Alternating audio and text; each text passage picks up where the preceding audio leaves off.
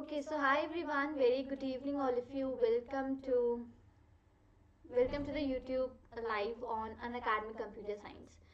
So yeah, hi everyone, how are you all doing guys? Let me know in the chat box.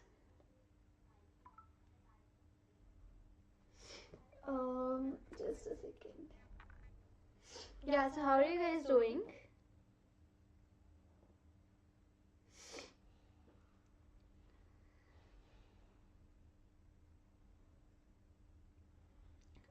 I'll just check in your chats once.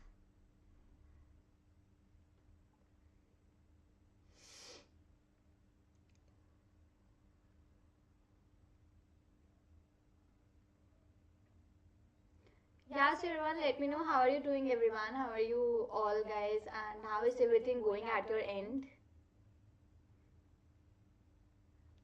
Just a second.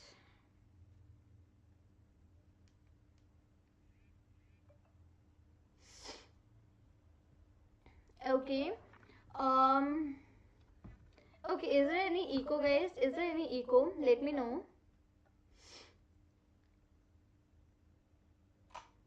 Is there any echo in the voice?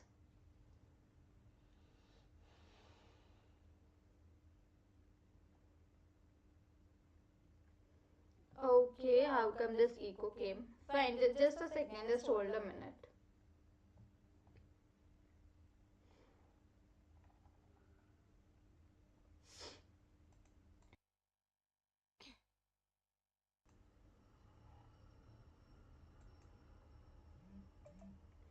Now just check in. Is the voice clear, guys? Just have a look. Is the voice okay?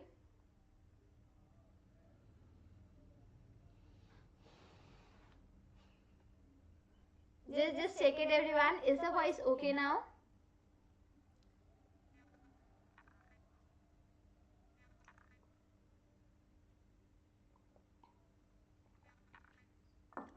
Still echo. Just a minute.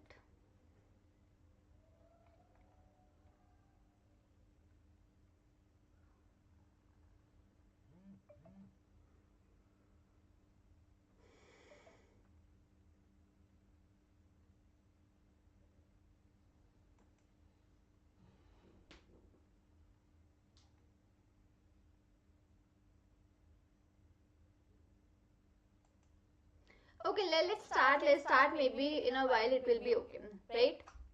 So I hope you all might have given this GATE JAMS exam, which was yesterday for your GATE CSE and IT, which was the GATE CSE and IT course, and that's who you'll be getting 100% scholarship for 3 months of subscriptions, right? So I hope you all might have given this exam yesterday, and hopeful the results would be good.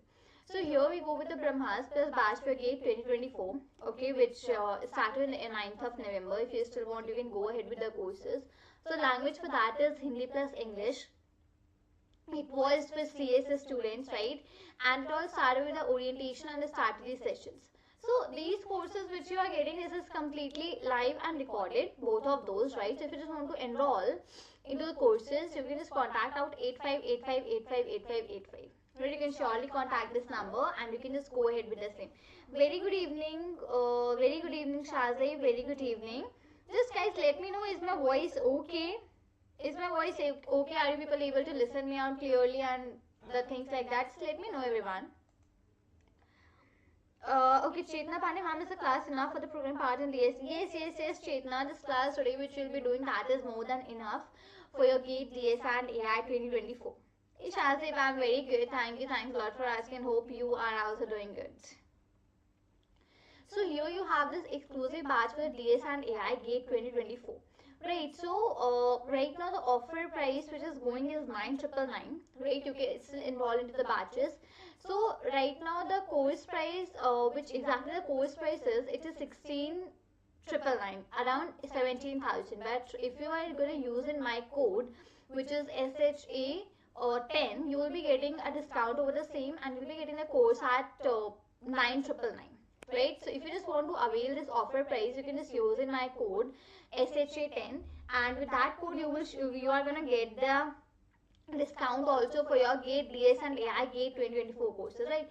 Now see, listen to me guys, as you know ki GATE exams are gonna come very soon, right? Just in 2 to 3 months you will be having your exams. And who doesn't dreams of uh, studying with this exam for the best, right? Studying about the courses and going to your dream colleges over the state, right? So if you just want to have all these things, you can enroll into this course. Still you will be getting all the things covered up over here, starting with your programming with DSA, programming, machine learning, statistical probability, right? Your SQL, each and everything you'll be getting up over there.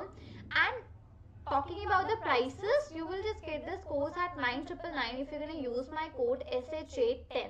Okay, so see, I request you, if you just want, you can surely go ahead with this particular course, because there are a lot of benefits as well. Your complete syllabus will be covered. You'll be getting a lot of tips, tricks. You'll be getting a lot of practice questions, numerical problems, detailed explanations of the concept too. So these all you'll be getting in from there, right? Even you'll be having the Excel live and recorded courses from the top educators over there. Fine. So batch is still is going on. You can still enroll into the batches, and you can further go ahead and look out for all of the things which you will be getting. It is completely language friendly. Also, you can be have the English language, Hindi, both of the languages. The class will be completed, right? You'll be having the notes also. So you people ask me always, right, ki ma'am, please share the notes, please share the questions and everything. So if you're going to enroll into these courses, you'll be getting each and every single thing over there, starting from your notes, your tips, tricks, your practice questions, sample questions which can come in the GATE, DSA. You'll be getting a lot of question papers as well to solve, as in terms of practice questions, right? You'll be getting numerical problems, each and everything you get in. So if you are having a dream of going into your good college, into your dream colleges, so I would say surely this is clearly a course which can turn into your mind and go ahead, and you can just simply like get into your colleges. Fine. So that is the advice from my side. Okay. Still, I can again repeat, you will get this course at 9,999 if you're going to use my code, which is SHA10. SHA10. Okay. Next, you're having the plus features which you get into the platform. After enrolling in this particular courses, I'll just get back once. You are having a raise a hand, class handouts, in-class polls, daily practice problems, educator community, top educators of India on one platform, unlimited access to all courses, study material, learn from the comfort of his own. So the people who already join my classes, join my special classes, they might know that there are a lot of features which you get over there, right? So yeah, these are the features. And even like, you know, you can no one can stop you from chasing your GATE dream. So you can even start with the no cost EMIs also. If you are not able to pay the complete amount at one time, you can just go with the no cost EMIs. We will be getting a 0% interest onto the loan for as low as rupees 3,599 per month, right? So you can just go with that too. So the process is too simple. You get the approval in 2 hours, very minimal paperwork, and a flexible tenures too. So if someone is there who wants to take the course but is not able to take the course at a one go with that amount, so you can for sure go with this EMI thing and you can take this. And the process is very simple. It will just take 2 hours for you to do the process and all in the course, right? So now see guys, it's your choice. There are already a lot of learners like these people who already cracked out the GATE 2023. If you also want to be the one, surely you can go ahead, take out the courses, join the sessions, be regular to the classes, and no one can stop you from completing your dream of GATE 2024. That you can also have a one of your pictures over here who maybe got a AIA 1, 2, 3 according to your own practice and the things, right? So go ahead everyone, just give it a thought once about taking the course, enrolling into the course and studying about the same. Okay, great everyone. So just quickly tell me, how are you people guys, how are you all doing? Because today we will be having a very long class. As you know, this is a crash course for Python. So this crash course we will be completing the whole Python and a part of a DSA 2 today into this respective live class here only. So you have to be ready with your snacks too. If you find out hungry in between, you can have it. And just be ready with notebook, pen, your Google Colab IDEs, a water, and a few of the snacks too. Okay. So yeah, let me know everyone, how are you people doing guys in the chat box. Thank you. Thanks a lot for asking, Alam. I'm doing super good. What about you? Till that time, I'll just open up the PPT as well. I am doing super good, guys. You all let me know how are you all.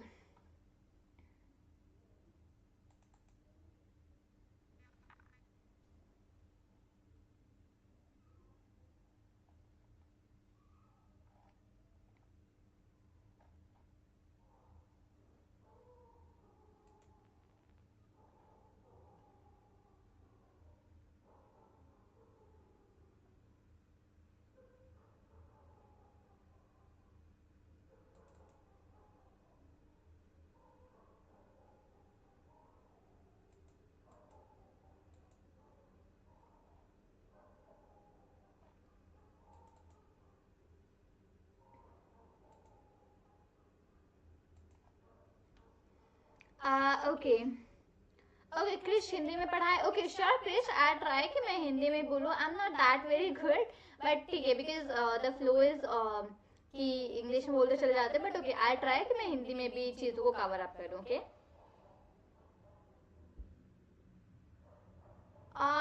yeah Shazib, I did watch the match also. Okay, it was heartbreaking. Okay, fine. Okay. I won't say anything over this now over here, okay? Let's not talk about this. अभी यहाँ पे we'll maybe have a word about this in the last. ठीक है, fine everyone. So it's time we'll be starting on with the Python. Again, I am saying this is a crash course. I request everyone to be ready with your notebooks and pens, everything, and let's complete the Python and DSA today into this particular session. Okay. Okay, perfect guys. ठीक है, so let's start कि how to get started with Python. I'll just tell you थोड़ा सा about Python कि Python का background, what was the background, क्या क्या features हैं और Python exactly क्या है, what kind of a language it is. थोड़ा सा इसको देखते हैं, then हम लोग आगे we'll talk to about the technical topics. ठीक है. So see, Udo van Rossum. If we talk about कि who is the father of Python, so just let me take the pen. And 1 second.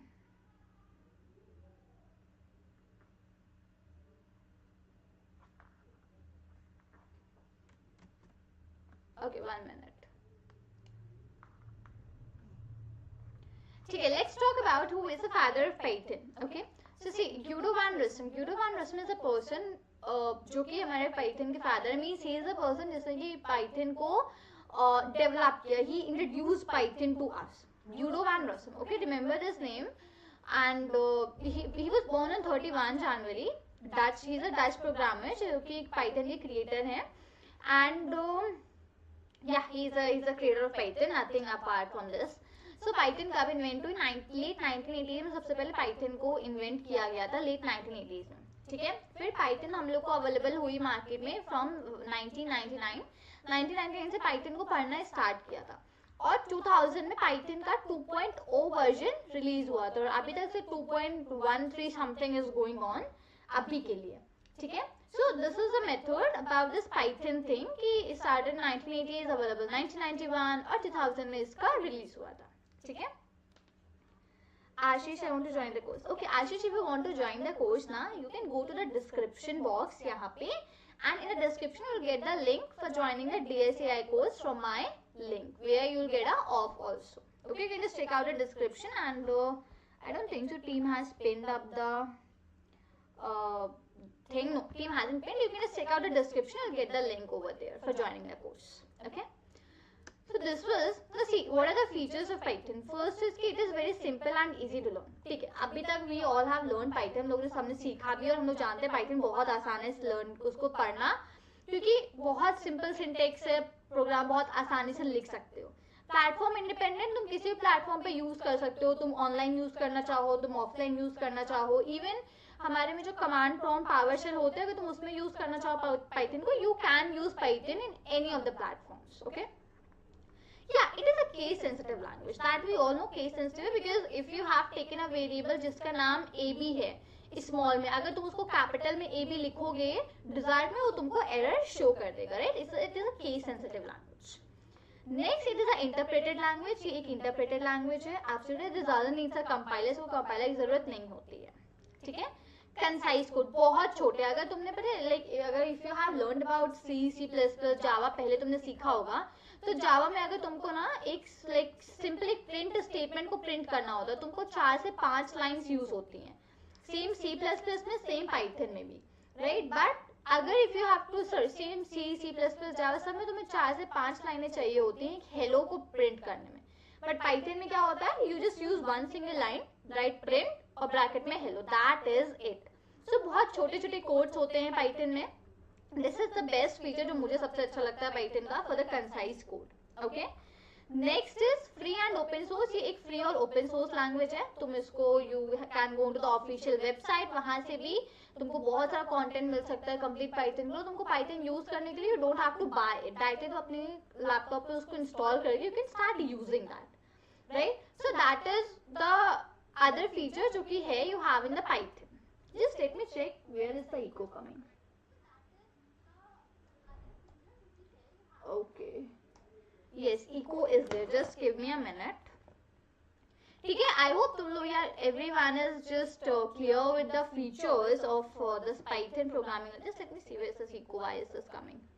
Just a minute, guys.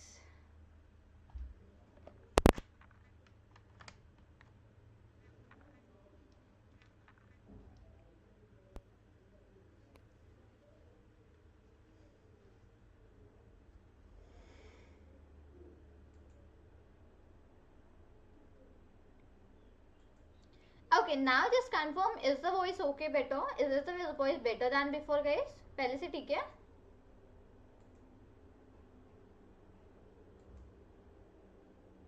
Confirm पहले से ठीक है voice, everyone?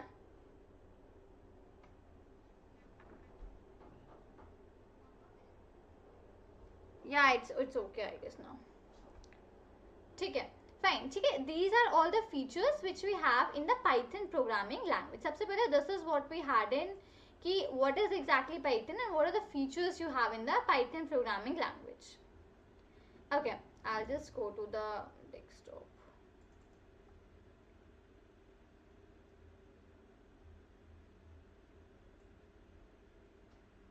Fair enough.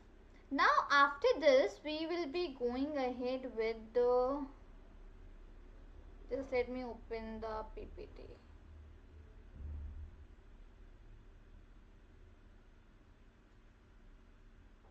Okay, hold a minute.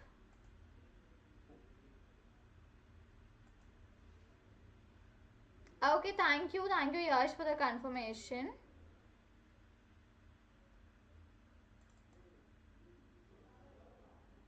Okay, let's start with the type of operators आप, ठीक है। Now we will be seeing कि Python में total कितने type of operators होते हैं, how to use those operators, ठीक है। Let's see all of those respective things now. I should take this red only. Yeah, it's red is okay. Fair enough. Starting with the very first operator जो हम लोग सीखेंगे, that is the arithmetic operator. Okay, Ankit, ma'am, is it compulsory to read Python libraries? No. As of see, Ankit, for this gate thing, अभी के लिए बहुत ज़्यादा ज़रूरी नहीं है। मैं कुछ आपको बताने वाली हूँ. I'll tell you some.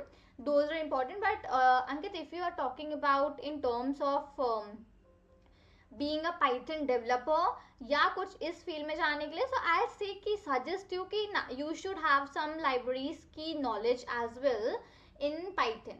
Not all the libraries, but I'll suggest a few libraries that are very important. You should have the knowledge of those libraries. You should have some knowledge of that some search engine libraries. You should have a little bit of information about these kind of the libraries a little, right? That is important.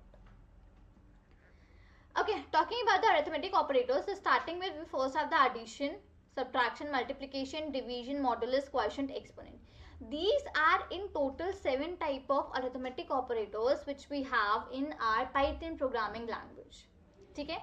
Now what I would do, I would just take you to the this OneNote first for a minute. Okay? What I'll do now, I'll just let you know very quickly once कि how do you exactly work with these ones. Okay? See, if I talk about the arithmetic operator to you, let's say I take a variable, which is a and I am assigning it as 5. I take the second variable, let's say that is b, और मैं उसको 6 दे रही हूँ. For the people who are new, a or b, they are acting as a container into which you are storing 5 and 6 as a value. A is a container into which you are storing the value which is 5. B is also a container into which you are storing the value which is 6. Okay. Now moving ahead, if I have to use my operator, what I'll do, I'll just write C is equal to A plus B, and I would print C. That is it, right? Now this is a program which I have written. This is a program for adding the two numbers. This is a program where you are doing the sum of two numbers. What did you use? Here this A and B are your variables, or you say identifier. In next 5 to 10 minutes, I'll let you know ki what are variables and identifiers. But as of now, understand A and B are your identifiers and your variables. ठीक है? I took this C as a variable. उसमें मैं A और B को add करके I am storing the addition of A and B in the 6. This is what I am doing over here. Now, when I would see the output of this program, and I'll run this on the Google Colab, see the output, so my output will be 11, because addition for 5 and 6 is 11. Okay? This is A where you use this is plus and arithmetic operator. Now, whatever the variables onto which you use the operator, these two will be my operands. If someone asks what is A and B, tell them the name for A and B will be operands. Just tell A and B are my operators, and this plus is my arithmetic operator which I have used up into my program. A and B are operands. This plus is my arithmetic operator, and here the C is acting as a variable for you. Just if अगर तुमको इतना terminology remember कर लो for the complete series, इस आज जो भी हम लोग 2-2.5-3 घंटे पढ़ने वाले हैं पूरी पाइथन, अगर तुम उसके लिए सिर्फ इतना याद कर लो ना कि what are these names, it will be very easy for you to go with a complete lecture without any problem, without any error. ठीक है? So make sure you are writing this somewhere so that you can remember, because this operands term is very important for you to remember and to learn also.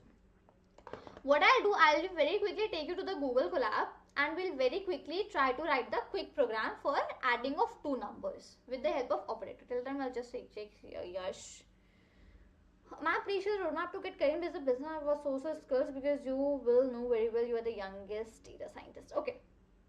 Yash, see, for the business analyst also now, these are only the skills which are required. For being a business analyst also you require Python, you require Python libraries, you require SQL. Yeah, there you require PyTorch also. PyTorch is one of the libraries you say in Python. These are PyTorch or PySpark or Hadoop. Any of these you can just take in. These are also required for being a business analyst, but these only skills are the ones which are required for being a business analyst. You just, in that case now, you need to have a good kind of a decision making ability too, right? Because see, business analyst is kind of a field which really requires a good business mind of thinking and even a good decision making power. That is one what exactly is your business analyst. If you have that thing, talking about the technical skills, these are only all the which are required. Your statistics, probability, linear algebra, machine learning is required, SQL, Python, Tableau or Power BI, whatever you choose. So that is all what you require. Fine, let's just very quickly write that program which I wrote over the OneNote. So let's say I'm assigning A as 7, B as 9. I'll just do C is equal to A plus B, and I am gonna print C, and that is it. I'll just run out this program very quickly over here, just a minute, right? And what it gave me the result which is 16, right? And that is it, whatever we required up for the program. So this is all about using up your arithmetic operator. Now instead of plus you can use multiply too. You can just use a multiplication, you can use division, addition, whatever you require, you can very easily use up over here. Fine. So yeah, that's the thing which you have to like have it over here for your arithmetic operator. Okay. Moving next.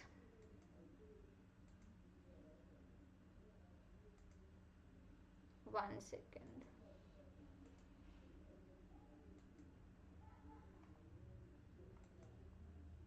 Oh, what happened to this?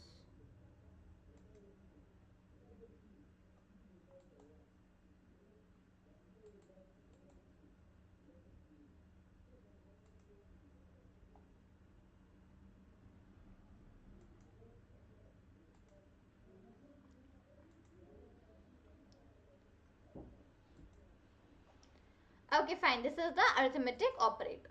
Now, next operator.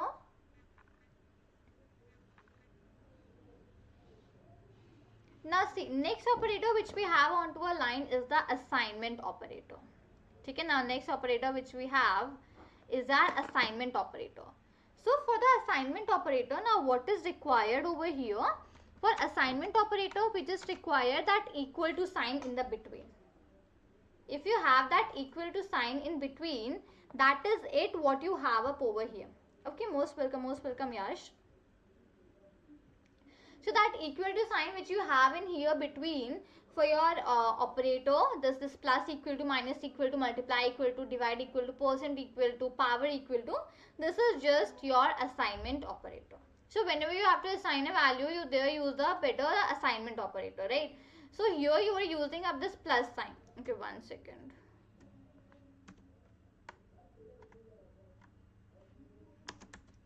Right, so here you were using up this equal to sign, right? Here also equal to sign, here also equal to sign. So this is nothing, this is just your assignment operator, nothing more than that, right? Now, I'll just tell you one more thing over here. Let's say I wrote P is equal to, I stored that as 3, right? I just wrote Q is equal to 4.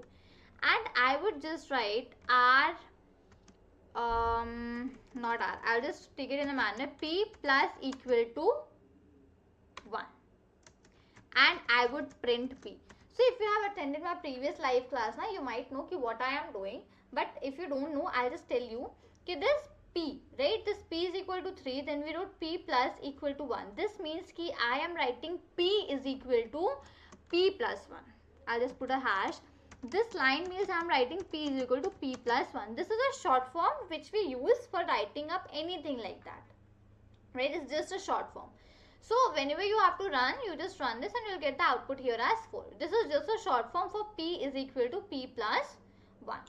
So I would just write this thing over here also. Oh, one second. So if I write P plus equal to 1, this exactly means P is equal to P plus 1. Always remember this thing, because further in the program, you will get a lot of places where you will see something like this is written. P plus equal to 1. You will see something like this written. So just make sure you are not forgetting up the things here. One more thing. One more very important thing to remember. There is no space between the plus and equal to. If I'm going to put a space between plus and equal to, this will be an error. This will be an error. Right? So just make sure you are never putting a space between this plus and between this equal to sign. Fine? So yeah, that is next the assignment operator. Moving towards our third operator, we are having the comparison operator. Now see, as a name suggests comparison. Whenever you have to compare something, in that case you get the comparison operator. Maybe you want to find that which is the greatest number among the two, right? You have to find which is the greatest number among the two. You will go with the comparison operator.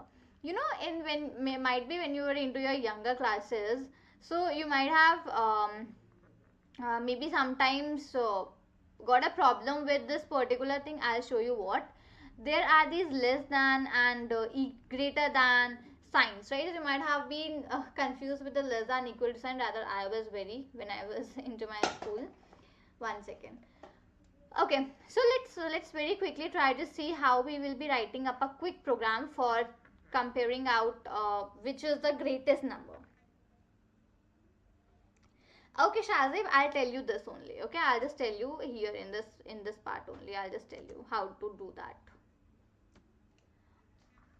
Okay, let's do one thing over here. I'll just take the pen. Just a minute, guys.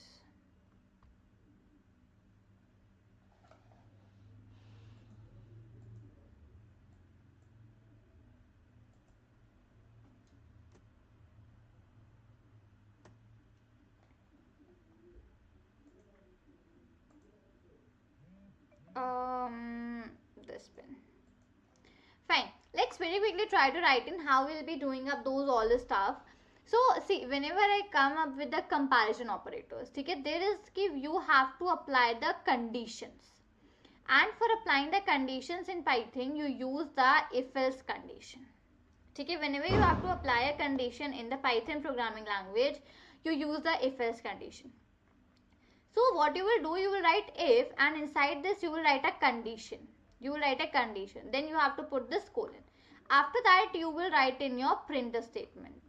I am just telling you that how is this written. Otherwise, you will come out of your program, you will write the else colon, and then again you will print up your statement, whatever is required. This is the syntax about writing the if-else condition. So what will happen if this condition will satisfy? It will give me the output as this print. Otherwise, it will go to the else part, check in what is there, and it will desert me this as an output. I hope you are able to listen what I am trying to say, because here you have to check in which condition is true. If अगर मेरी if वाली condition true होती है तो मुझे ये वाला print का आंसर मिलेगा, और अगर वो true नहीं होती है तो मुझे ये वाला print as a output मिल जाएगा. अब हम लोग user input कैसे लेते हैं Python programming में? So whenever you have to take the user input, तुम सबसे पहले use करते हो यहाँ पे input function को. Input is a function that will help you to take the input from the user. जैसे कि शाहजेब wrote कि तुम लोग you use the C as a scanf. C language तुम लोग scanf use करते हो, right? But in Python you use the input function to take the input from the user. Fine. और उसके पीछे you have to mention what data type you are using. Let's say मुझे अगर integer में input लेना है, so I will write int, फिर input, और फिर यहाँ बीच में मैं अपना sentence लिखूंगी कि enter the number like this. ठीक है? I'll just show the practical for complete once, maybe it will be more clear. ठीक है? Let's check out. So I am taking num1. I'll take the input from the user. So I'll just write int input, and I would just write enter the first number. ठीक है? num2 is equal to, again I'll just write int, then input, and I'll just write enter the second number. ठीक है? Like that. Now I will go with my conditions because I have to find the greatest number among the two. I'll just start on with my condition. My first condition will be if num1 is greater than num2. In that case, I will print, what I would print? I would print the greatest number is, and down the line I'll just print one more statement that will print my num1. Okay? If my if condition is not true, in that case what it will do, it will go to my else loop, और else में I would write कि अगर पहला condition true नहीं होता है तो ये प्रिंट कर दो कि द ग्रेटेस्ट नंबर इज, और मैं यहाँ पे अपने num2 को प्रिंट कर दूंगी. Fine, and that is it. How you have to write this program. This is enough. अब if you run this program, now let's try running this program and let's check it. Let's say मेरा first number is 34. ठीक है, मेरा दूसरा number is let's say 21. So what it gave me the greatest number is 34, right? So this is the way कि तुम how you can just write the program for comparison operator. What did you use? तुमने यहाँ पे comparison operator भी use किया जो कि greater than का sign था, and even you used up the if else condition, और तुमने यहाँ पे input function का भी use किया for taking the input from the user. Fine. This is the method for using up your comparison operators. Now in the same manner you can use greater than, less than, greater than equal to, less than equal to, equal to. You can use any of these operators like this. Fine. ठीक है. So is this clear to everyone? अच्छा guys, just let me know whatever we have learned up till now, अभी तक जो भी कुछ सीखा है, is everything pretty clear to everyone? Any questions, any doubts, anything? If you have, let me know very quickly. Till the time I'll have some water.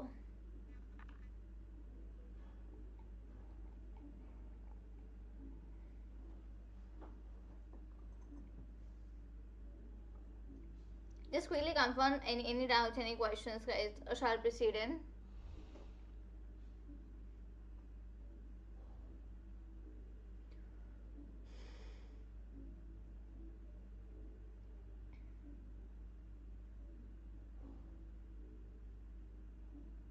Okay, let's move further. And okay, thanks a lot, Dr. Gagan. Thank you for confirmation. Okay, Joydeep done. Okay, perfect, Joydeep. Okay, Shazib, thank you for the confirmation. Perfect, everyone. Let's proceed next, and let's see what do we have next in the operators. Next we are having the logical operators, or, and not. Okay, ठीक है. I'll just go with the one note first of all for explaining you this or and वाला operator. Let's use it. See, first operator is or. और में what happens, you are having let's say two conditions. तुम्हारे पास एक condition है कि A should be greater than B, ठीक है, और तुम्हारे पास कंडीशन है कि A should be greater than C. तो if you will apply the और ऑपरेटर, तो और ऑपरेटर से क्या होगा, इन दोनों में से अगर कोई भी कंडीशन सही है तो तुम्हारे जो रिजल्ट है वो तुमको यहाँ पे जो भी तुम प्रिंट स्टेटमेंट में लिखोगे तुमको रिजल्ट मिल जाएगा. Let's say I road print ए. तो अगर मेरी इन दोनों में से कोई भी कंडीशन सही है तो मुझे ए एज अ आउटपुट मिल जाएगा. ठीक है. अब अगर मैं यहाँ पे एंड यूज करती हूँ, if I write A greater than B and A is greater than C, so अगर मैंने एंड ऑपरेटर यहाँ यूज कर, इसका मतलब मेरी दोनों कंडीशंस को ट्रू होना चाहिए, तभी ये मुझको लूप के अंदर जाके मेरा रिजल्ट देगा, वरना ये बाहर निकल जाएगा वहां से. So whenever you want your both the conditions should be true, in that case you have to use the and operator. And whenever you want ki any of your condition can be true, any one can be true, right, in that case you will be using your or operator. So let's say we want to now write the program for finding the greatest number among the three. From the three numbers I have to find the greatest number. Okay, fine. So what I do, let's take this program. I will be modifying in this program only. ठीक है, I have two inputs. I will take one more input. I'll just write num3 is equal to again int input, and I would just write enter the third. Okay, enter the third number. ठीक है, I'll just do that. मैंने third number भी enter करा. अब मेरी conditions रहेंगी if num1 is greater than num2 and num1 is greater than num3, because मुझे अब दोनों से चेक करना पड़ेगा कि दोनों में से अगर ये नंबर बड़ा है तो ही मैं कहूंगी कि नंबर बड़ा है, अदरवाइज मैं क्या कहूंगी कि मेरे नेक्स्ट कंडीशन पे चले जाओ. Right, that is what we will doing right now. So I would say if my number 1 is greater than number 2 and अगर मेरा नंबर 1 नंबर 3 से बड़ा है, तभी कहो कि मेरा number 1 is the greatest number. अब जब तुम्हारे पास दो से ज्यादा कंडीशंस होती हैं लगाने के लिए, whenever you are having more than two conditions to apply, you will use the elif, ELIF, elif. ठीक है. My next condition will go, अब मैं नंबर 2 को नंबर 1 और नंबर 3 दोनों से कंपेयर करूंगी. If my number 2 is greater than number 3 and if my number 2 is greater than number 3, like this. So in that case what I would print? I would print the greatest number is, in next line I will print over here as num2. ठीक है, और मैं इसको यहाँ पे change करके I'll make it as num3. ठीक है. So what I just did, I simply here checked out the program. ठीक है, where we just checked out the num1 num2 num3. I have applied the conditions कि अगर number 1 number 2 से greater है या number 1 number 3 से greater है तो मुझे ये रिजल्ट दो, अदरवाइज मुझे ये दे दो, अदरवाइज मुझे ये दे दो. right? So now when I would run this program, when I will be running out this program, I'll let's say put 56, then 23, and then let's say 98. So what I got, the greatest number is 98. So what happened here?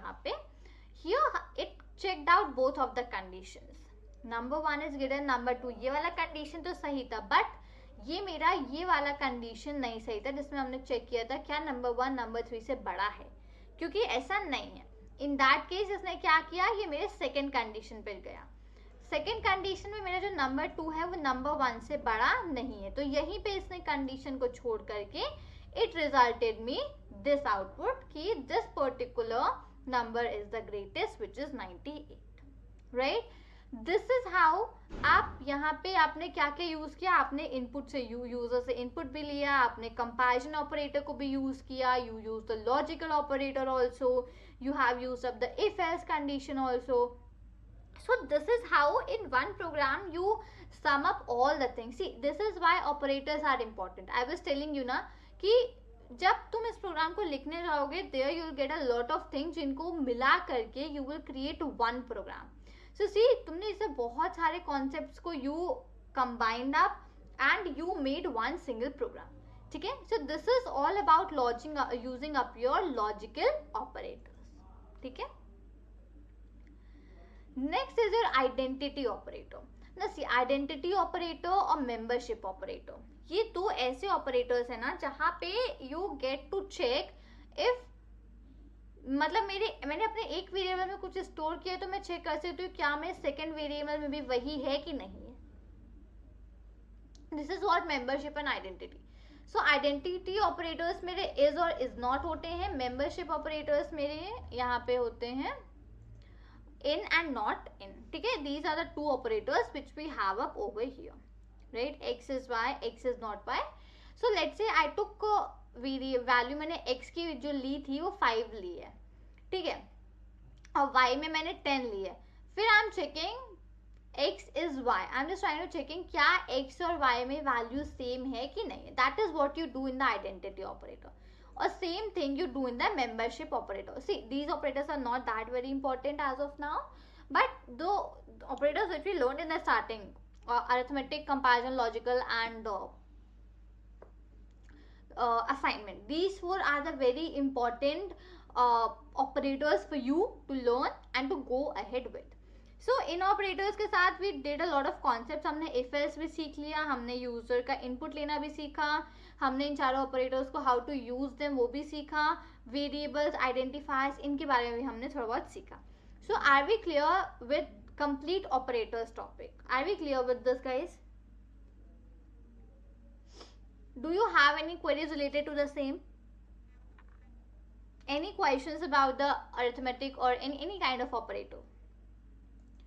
If yes, let me know. Otherwise, say no in the chat box.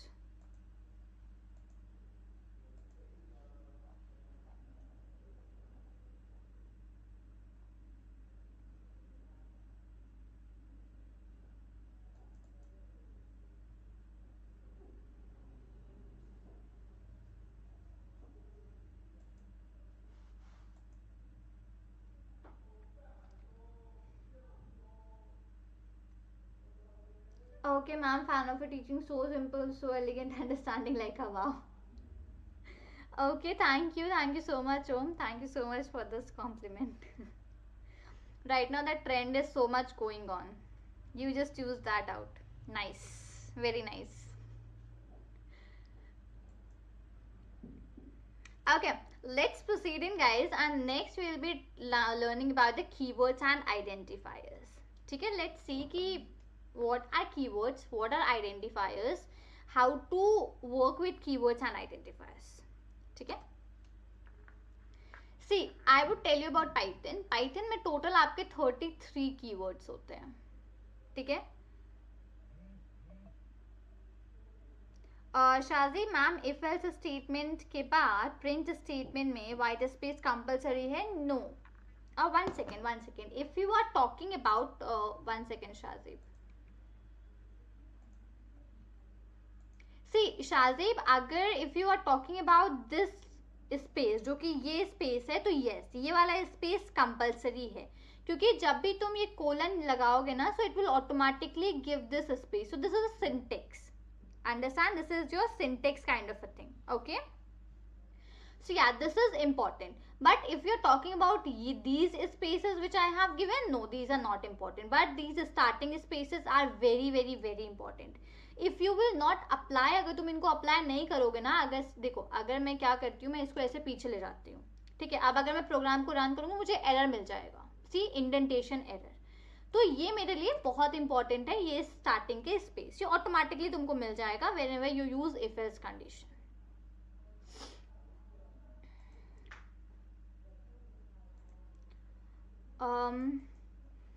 Okay, Jaideep ma'am, your voice is amazing, also the concept nice समझाते. Thank you, thanks a lot Jaideep. I am like literally happy कि you people are getting whatever I am trying to tell you. Happy to see that. ठीक है, let's go with keywords everyone. तो total I was saying, हमारे पास total ना 33 keywords होते हैं Python programming language में. मैं तुमको सारे 33 भी बताऊंगी, what are all those 33. As of now remember this. But अब see, in Python you have a condition. एक कंडीशन होती है कि जितने भी कीवर्ड्स हैं from these 33 keywords, you have only 3 keywords जिनके फर्स्ट लेटर कैपिटल होते हैं. True, false and none. Okay, I would just write this also here. Oh, you might not be able to understand what I am trying to write. Just a minute. I would just discard this. Yes, so in Python now there are total 33 keywords, and from those 33 keywords there are 3 keywords which are having their first letter as capital. If I talk about those 3, so true, false, none. इन तीनों keywords के सिवा there is no single keyword which is having their first letter as capital.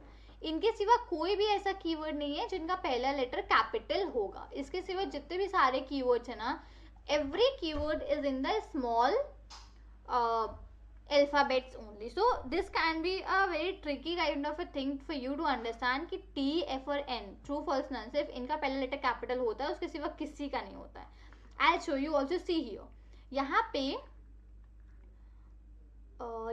see यहाँ पे here you have the false, you have the none, you have the true. See, इनके पहले पहले letter capital है, but अगर तुम यहाँ पे किसी और के पास देखोगे, if you will see apart from here everything, right, so there you won't get any issues. ठीक है, यहाँ पे तुम्हारे पास कोई भी छोटे छोटे कैरेक्टर्स नहीं है, किसी का भी फर्स्ट कैरेक्टर बड़ा नहीं है, सब छोटे छोटे हैं. ठीक है, so remember these 3 as a thing for you. No problem, in fact we have worse writing than this. Okay, you should have a writing कि अगर तुम कुछ लिखो तो तुम खुद समझ लो, दैट मच इज इनफ. उसके सिवा राइटिंग इज ऑल ओके. हाँ, but then comes a problem कि अगर तुम कुछ लिखो तुम खुद ही भी नहीं समझ पाओ, so that's the problem. But if you are writing something, if you are able to understand, that's very good, more than enough for you. ठीक है, because actually I have experienced this thing. I have one person जो कि अगर कुछ लिखते हैं, like if she writes something ना, she is not able to understand on her own only what is she exactly writing. So I have seen that writing on my own. So that is something कि खुद लिखो खुद पढ़ो वाला thing. Okay, ठीक है. So we were talking about this keywords in Python.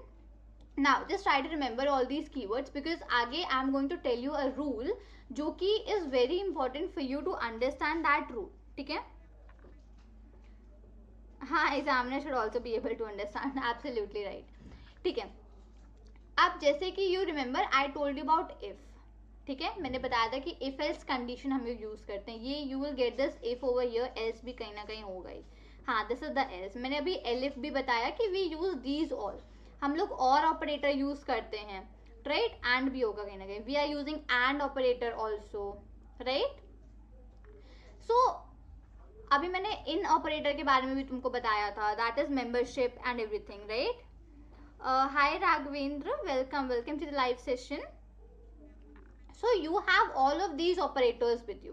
Sorry, ये सारे के सारे कीवर्ड्स हैं. तो मतलब देखो हम लोगों ने इफ एज सिर्फ लिखा, अब उसके बाद मैंने कुछ नहीं लिखा, मैंने ये नहीं लिखा कि तुम्हें ये कंडीशन पे जाना है, तुम्हें वो कंडीशन चेक करना है, तुम्हें क्या करना है। तो ये कीवर्ड्स में क्या होता है कि इनके पीछे का जो कोड है ऑलरेडी डिफाइन होता है, ठीक है, जो भी इनको चीज फॉलो करनी है it is already defined what they have to do. If you're just using this if ना, अगर तुम if लिख दो so it will automatically understand, यहाँ पे you will apply a condition and if that condition satisfies it has to go inside that particular condition, otherwise it will exit my complete program. So this is an understanding which is already there and this is why they are known as the keywords. इनके पीछे का जो code है वो already define होता है, हम सिर्फ if लिखते हैं, else लिखते हैं, वो अपना काम अपने आप कर देता है, ठीक है. So that is what is keywords. Hi Smith, welcome to the live session. These are keywords, ठीक है. Now let's talk about identifiers. अभी तक I was again and again saying that let's say we are having a variable. Let's say I wrote a is equal to 5. So this a is a variable and the other name for variable is identifier only, right? Name given to entities like class, function, variables. Variables help to differentiate one entity from other. As I was telling you कि you write a, b, whatever I wrote num1, we wrote num1, num2, everything. So this is all identifier only. This is something जो कि आपकी किसी value को store करता है. That is your identifier. अब there are few rules with identifier जो कि you have to make sure you are remembering those. सबसे पहला identifier cannot start with a digit. अगर मैं एक वेरिएबल को डिफाइन करती हूँ इन अ मैनर जहाँ पे आई right one second, where I write one second, let me take the pen, where I write 1a is equal to 20, this will result me an error, this will get me an error. And the error, why? Because my rule says you cannot start an identifier with a digit. Here I started an identifier with a digit. If I wrote a underscore 1 or if I write num1 is equal to 20, now this won't give me error. यहाँ पे I will not get the error in दोनों conditions में. Why? Because I am not starting the variable or identifier with a digit. You can use the number in between or at the last also. Just the condition is you should not start that with a digit. ठीक है? Very first condition. Second condition is it can be a combination. Sorry, I'll just go with the PPT only. Let me not take in my things over here. Okay, next is कि it can be of any length. If you just write a is equal to 20, this is also okay. If you write ABC is equal to 50, this is also okay. And let's say if I write my name, I just write Shambhavi is equal to 20. This is also okay, right? So it can be of any length, starting from one single alphabet or one single length to infinite length. Okay, no issues in that case. ठीक है, this is done. Third is keywords cannot be identifiers. Abhi I told you na कि just try to remember the keywords. Now if I just write here in a way कि let's say I just try to write if is equal to 50. This will result me error. Why? Because if is a keyword. If I write over here and is equal to 90, this is also an error because this is a keyword and keywords can never be identifiers. Never ever make this mistake. Okay. Next is special symbols are not allowed. Special characters are not allowed. If you write here kind of not one, okay, one second. If you write here kind of a star is equal to 21, this is wrong. This a star, it will result you error because the star is a special symbol. You cannot use that star while you are declaring an identifier. Okay, you cannot write it as in hash a is equal to 5. No, not allowed, not at all allowed. No special characters allowed. Now here you are having an exception. Exception is कि तुम underscore use कर सकते हो. You can use underscore very well while defining your identifier. If I write a underscore b is equal to, let's say, 25, this is correct. This will not give me any error. Any error it will not give me out. This is absolutely right. Fine. So this means ki underscores are always allowed, except underscore no special symbol is allowed while you are giving up your this particular identifier's name. Okay? So these are 5 rules which you have to make sure you are remembering whenever you are defining an identifier. Right? It can start with the digit, can be of any length, keywords cannot be used, special symbols not allowed, but there is a exception, key underscore can be used and can be a combination. Okay, perfect. So here you got this. Okay, someone was asking me na ki ma'am, I want to join the course. So for joining the course now, you have this link over here in the chat box. Now everyone, just guys, check out the chat box. Here you are having up a link. This is by Unacademy Computer Science. If you check out this link, you can join this link, and here you will get the off as well, which I was talking about. You will get the course which was 16,999 at 9,999. My that coupon code might be applied over here only. You can just very quickly go and check out this link, everyone. Yeah, the coupon code is still applied, SHA10. You can just enroll, just check out the link and you can enroll in the course. It will, I can say it will be a very better option for you to enroll into these courses, because as I told you, ki there you are having up a lot more experience, very good experience, and a lot more high level of everything you will get in over there into the batches. It will be a personalized thing. You can just raise your hands, talk about this link, everything you will just get in over there. Okay, so yeah, anyone can join that out very easily. Okay, Joydeep, ma'am, this link 2024, ma'am, I am 2025 CSE. Okay, Joydeep, but you know, like, you can give the exam into your 3rd year and 4th years also now. Right? You can just give the exam twice, means 2 years you can continuously give the exams.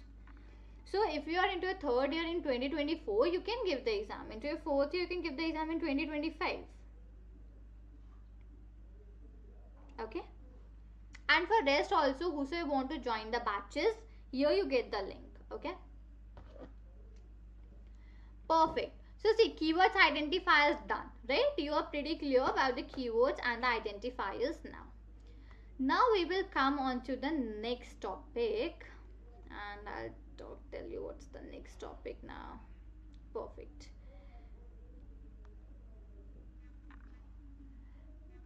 Now we are having one of the most important and one of the most interesting topics of the complete Python programming language, data types and typecasting. Before that, I just want to ask people, do you have any questions? Anyone? किसी को कोई question पूछना है, कोई doubt है, anything you have in your mind, just let me know.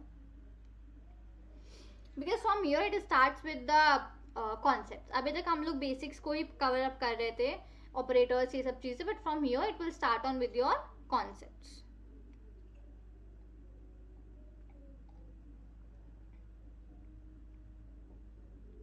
Okay, Joydeep.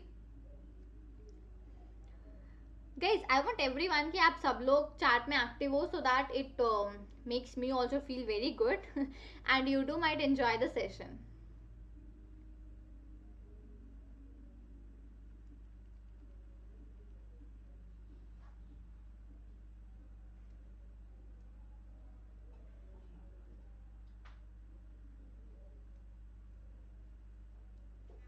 Yes, very quick, guys. Let me know any doubts, any questions. Shall we proceed in?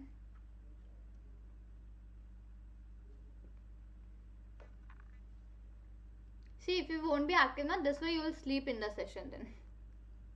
Because this is gonna be a very long class, okay? So stay patient, stay awake. Hey Mahesh, welcome to the live stream. Great, let's start in. So here we are having the topic data types and typecasting. Okay, let's start with data types. Okay, let's see what are data types first of all. I won't take this color.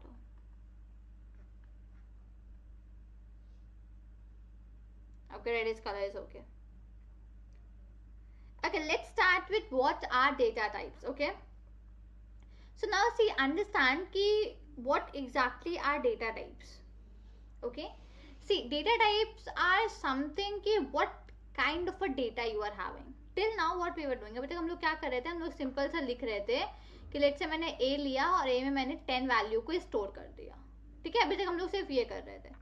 तो आप 10 किस type का value है, what data it is, because हम लोग जानते हैं, अगर हम लोग नंबर्स की बात करें, नंबर्स में हमारा इंटीजर्स होता है, फ्लोट्स होते हैं, डबल इंटीजर्स होते हैं, कॉम्प्लेक्स नंबर होते हैं, बहुत kind of variety of numbers हैं, राइट. तो आप we even need to work in कि किस टाइप का डेटा हमने लिया है, what kind of a data I have in, right, and that is what is known as your data types. So here in the Python data types you are having different data types. You are having numeric, dictionary, boolean, sets and sequence type. Numeric और sequence type को further भी आपने categorize किया. Numeric आपका होता है integer, complex number और float, और sequence type में आता है string, list and tuple. ठीक है, तो ये सारे हमारे टाइप ऑफ डेटा हैं जो कि हमारे पास हैं. हम लोग इन सभी को लाइन बाय लाइन डिटेल में देखेंगे आज. We will study about all of those in details कि what are these, how are they declared, how do they look like, और किसमें क्या फंक्शंस हम लोग यूज करते हैं. ठीक है, अब whenever you want to find in what type of a data you have in the respective variable. चलो I just keep tell you one thing. See, now let's say अब मुझे पता करना है अपने फंक्शंस के थ्रू कि मेरा किस टाइप का डेटा है इसमें. ठीक है, let's say I wrote num4 is equal to 30. I would just write over here print I just use the type function, type num4. See, type, one second, let me run this first of all. Okay, type हमारा जो function है, this will help me know कि what kind of a data you are storing into the variable. ठीक है, यहाँ पे ये जो हमारा टाइप डेटा है, this type function, this will always let me know कि what kind of a data you are storing into your variable. ठीक है, so whenever it comes about the data types and whenever it comes about in the data types, all about talking about your type of a data, so you can just use the type function to check what kind of a data is being stored into your variable. ठीक है, अब अगर हम लोग type casting की बात करें, so type casting मतलब कि एक काइंड ऑफ डेटा को दूसरे काइंड ऑफ डेटा में कन्वर्ट करना.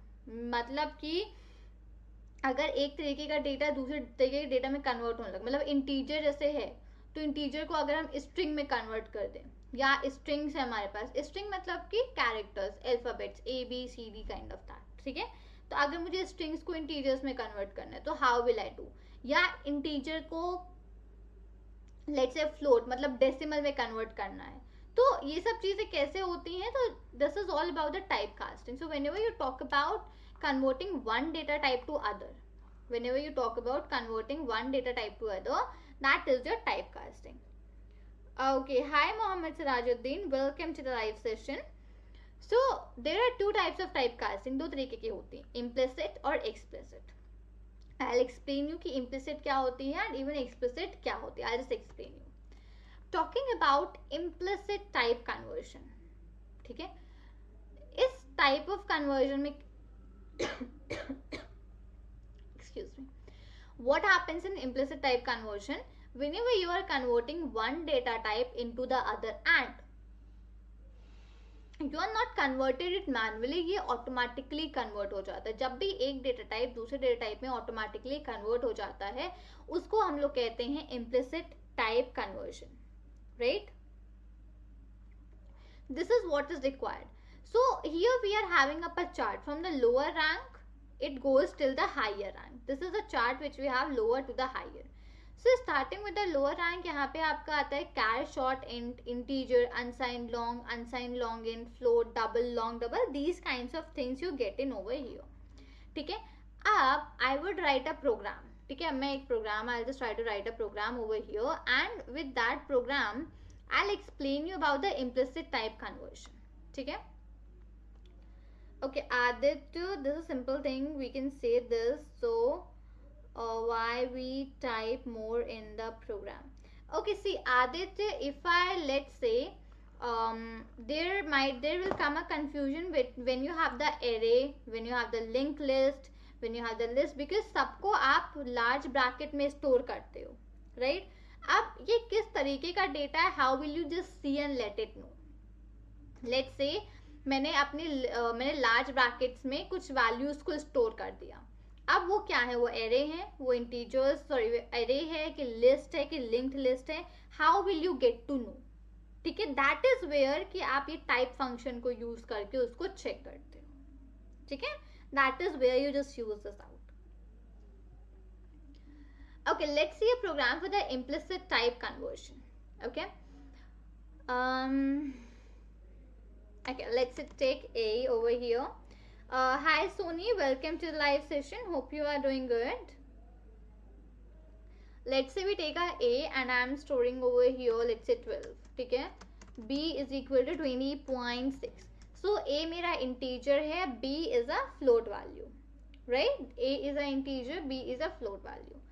Now what I would do, I would just do C is equal to A plus B and I would print here C as the output. अब इस programme का जो result होगा वो मुझे क्या मिलेगा? Tell me what will the output of this program, everyone.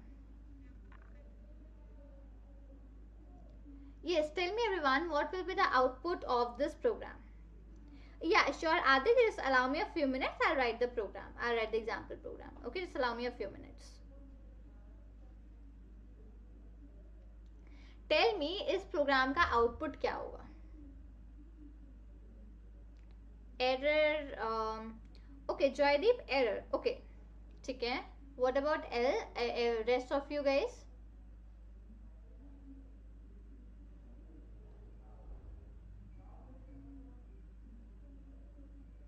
Aditya, error. Okay.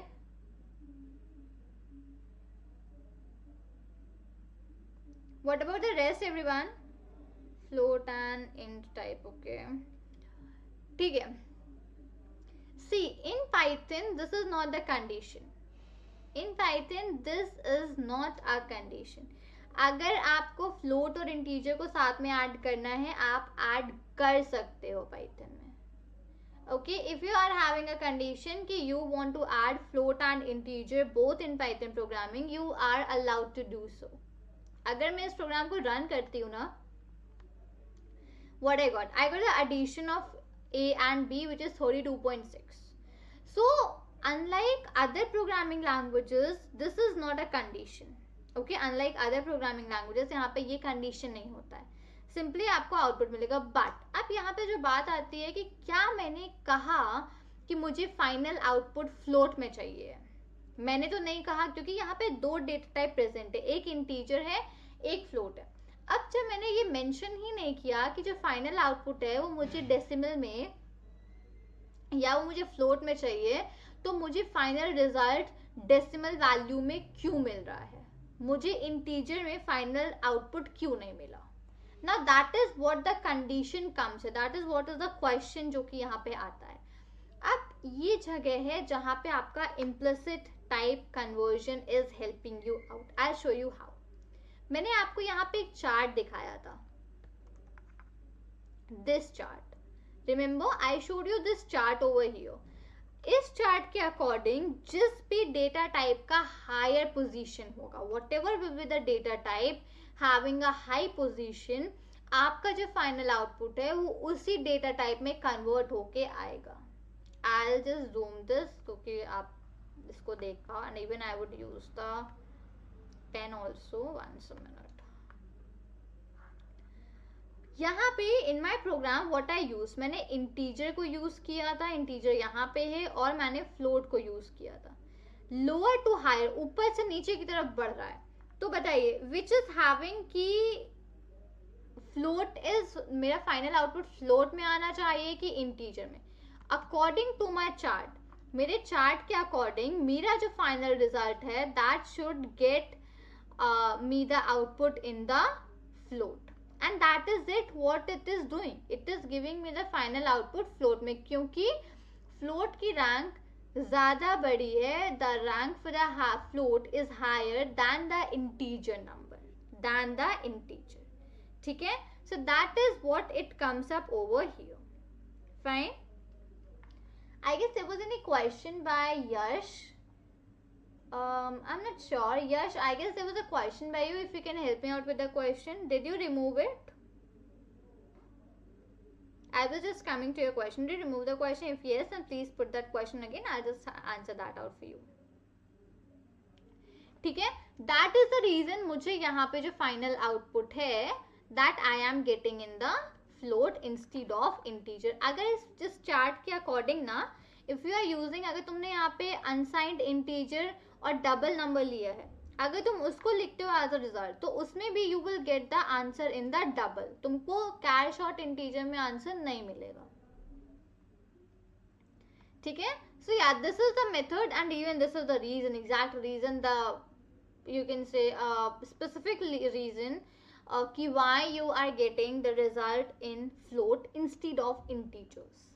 ठीक है? Just that's the answer for the implicit type conversion. इसने क्या किया? इसने जो भी greater तुम्हारा यहाँ पे डेटा टाइप देखा उसमें फाइनल आंसर को कन्वर्ट कर दिया.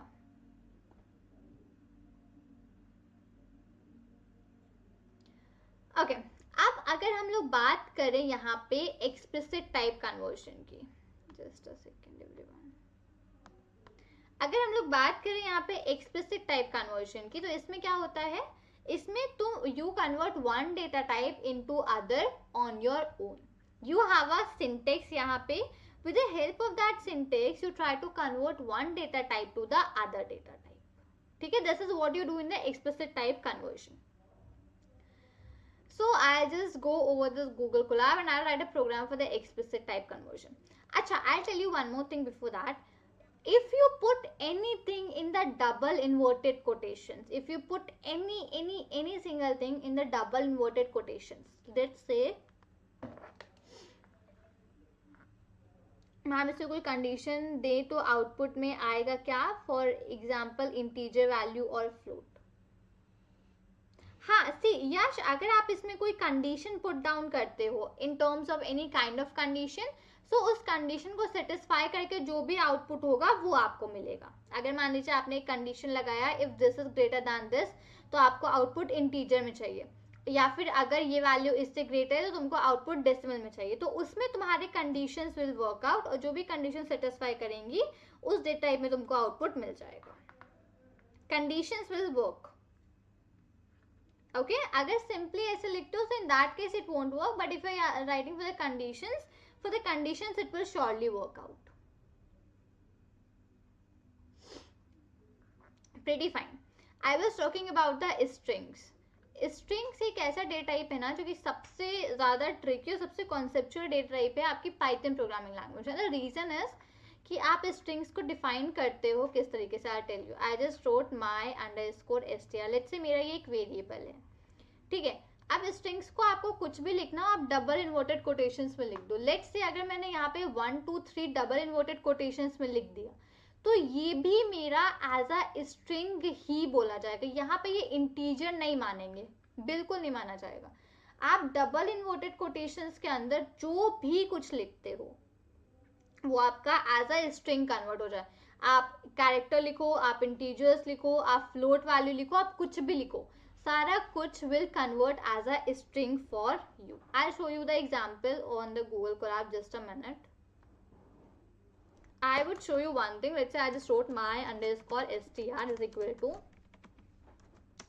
और अगर मैं इसका डेटा टाइप चेक करती हूँ, I just write print type and bracket में I just wrote my _str. अगर मैं इसको रन करती हूँ यहाँ पे, so in that case I would get this is a string.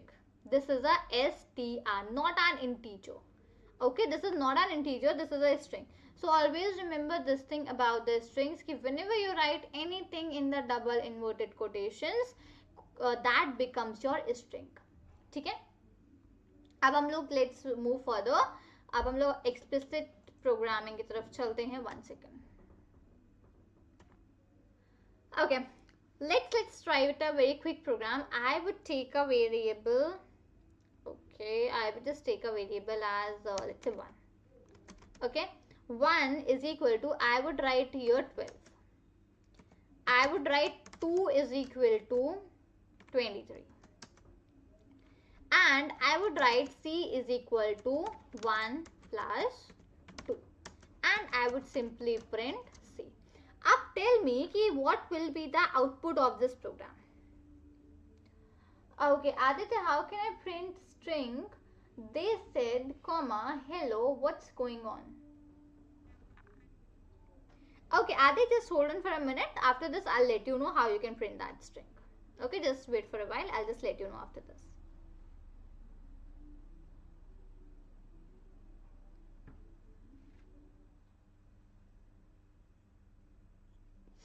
Tell me, what will be the output of this program, guys?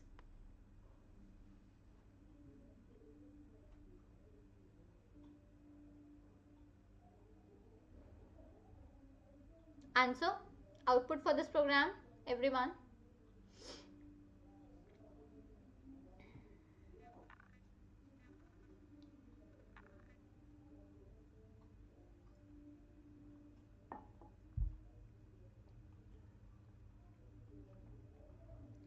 Okay, 35. Okay, Joydeep.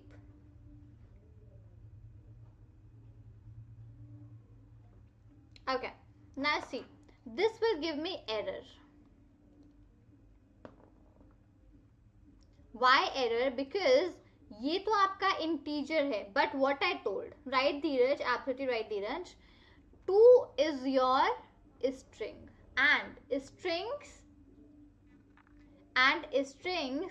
cannot be added with the integer. या तो string plus string को add करो या integer plus integer को करो. String और integer not allowed, not at all allowed. ठीक है?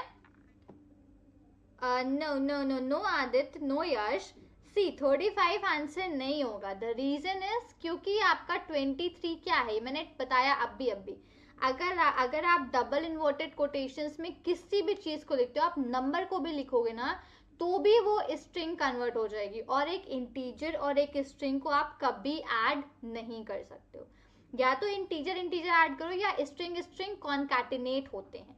इंटीजर और स्ट्रिंग में कुछ भी नहीं होता है. Fine, you can not perform any operation on an integer and a string. Always remember this thing. ठीक है? So what I would do, अब मेरा यहाँ पे यूज होगा एक्सप्लिसिट टाइप कन्वर्जन. अब एक्सप्लिसिट टाइप कन्वर्जन या तो तुम इंटीजर को भी स्ट्रिंग में कन्वर्ट कर दो या तुम स्ट्रिंग को इंटीजर में कन्वर्ट कर दो. कुछ भी कर सकते हो. ठीक है? सबसे पहले मैं आपको इंटीजर को स्ट्रिंग में कन्वर्ट करके बताती हूँ. ठीक है? तो मेरा इंटीजर है 12. तो मैं क्या करूंगी, मैं अपने इस पर्टिकुलर वेरिएबल को लूंगी जिसको मुझे स्ट्रिंग में कन्वर्ट करना है. मैं लिखूंगी str, जिस डेटा टाइप में मुझे कन्वर्ट करना है और जिस वैल्यू को कन्वर्ट करना है. सबसे पहले मैंने सेम वेरिएबल लिया जिसको मुझे कन्वर्ट करना है. ठीक है? उसके बाद मुझे जिस डेटा टाइप में कन्वर्ट करना है उसको मैंने डेटा टाइप लिखा और ब्रैकेट में मैंने लिखा कि मुझे कौन से वेरिएबल को करना है. मुझे 1 को करना है स्ट्रिंग में कन्वर्ट. अब अगर मैं इस प्रोग्राम को रन करती हूँ, अब ये दोनों में क्या हुआ, कॉन्कैटिनेशन हुआ. और रीजन क्या है, क्योंकि मेरा जो 1 है वो भी स्ट्रिंग बन चुका है. अगर मैं डेटा टाइप चेक करूं अपने 1 का, अगर मैं 1 का डेटा टाइप अगर मैं यहाँ पे चेक करती हूँ एक्सप्लिसिट कन्वर्जन करने के पहले और करने के बाद, अब मैं अगर इसको रन करती हूँ यहाँ पे, सी अगर मैं 1 सेकेंड, दिस वाज टाइप,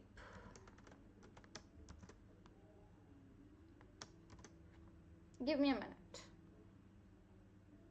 देखो, अगर मैं यहाँ पे 1 का डेटा टाइप चेक कर रही हूँ स्ट्रिंग कन्वर्ट करने से पहले, तो मुझे क्या मिल रहा है कि 1 मेरा इंटीजर वैल्यू में है. अब मैंने यहाँ पे एक्सप्लिसिट टाइप कन्वर्जन को लगाया. इस स्टेप में I used out explicit type casting. ठीक है? अब मेरी टाइप कास्टिंग करने के बाद क्या हुआ, अब मैं अगर 1 का डेटा टाइप चेक करती हूँ तो I am getting here as string. ठीक है? सो दिस इज हाउ आप एक डेटा टाइप को दूसरे डेटा टाइप में कन्वर्ट करते हो. और दो स्ट्रिंग्स हमेशा कॉन्कैटिनेट होती हैं, दोनों एक साथ जुड़ती हैं. नाउ अब आप चाहो कि 12 और 23 का आपको सम मिल जाए जो कि होगा 35, तो वो नहीं मिलेगा. रिजल्ट में क्या मिलेगा, 1 2 2 3.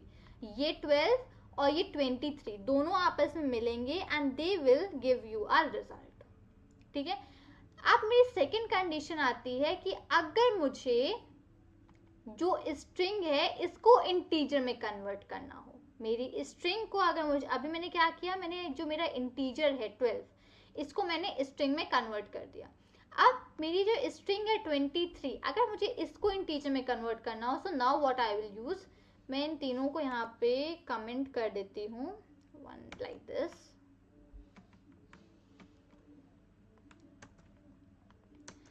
अब सबसे पहले मैं एक बार पहले डेटा टाइप चेक कर लेती हूँ कि मेरे 2 का डेटा टाइप क्या है। So print type 2 and I would just put the relevant brackets and let's run this. अभी के लिए इसको भी कमेंट करते हैं एंड इसको भी।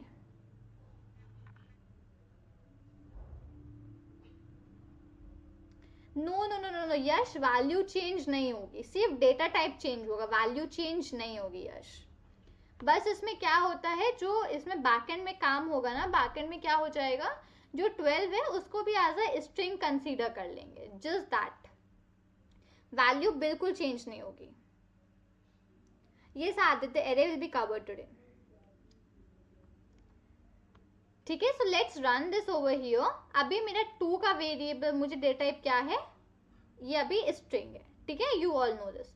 अब मैं यहाँ पे अपनी एक्सप्लिसिट टाइप कन्वर्जन लगाती हूँ। मैं क्या करती हूँ, मैं अपना जो स्ट्रिंग है उसको इंटीजर में कर देती हूँ। तो मेरी स्ट्रिंग वाला वेरिएबल है 2, मैं करूँगी इंटीजर में उसको कन्वर्ट।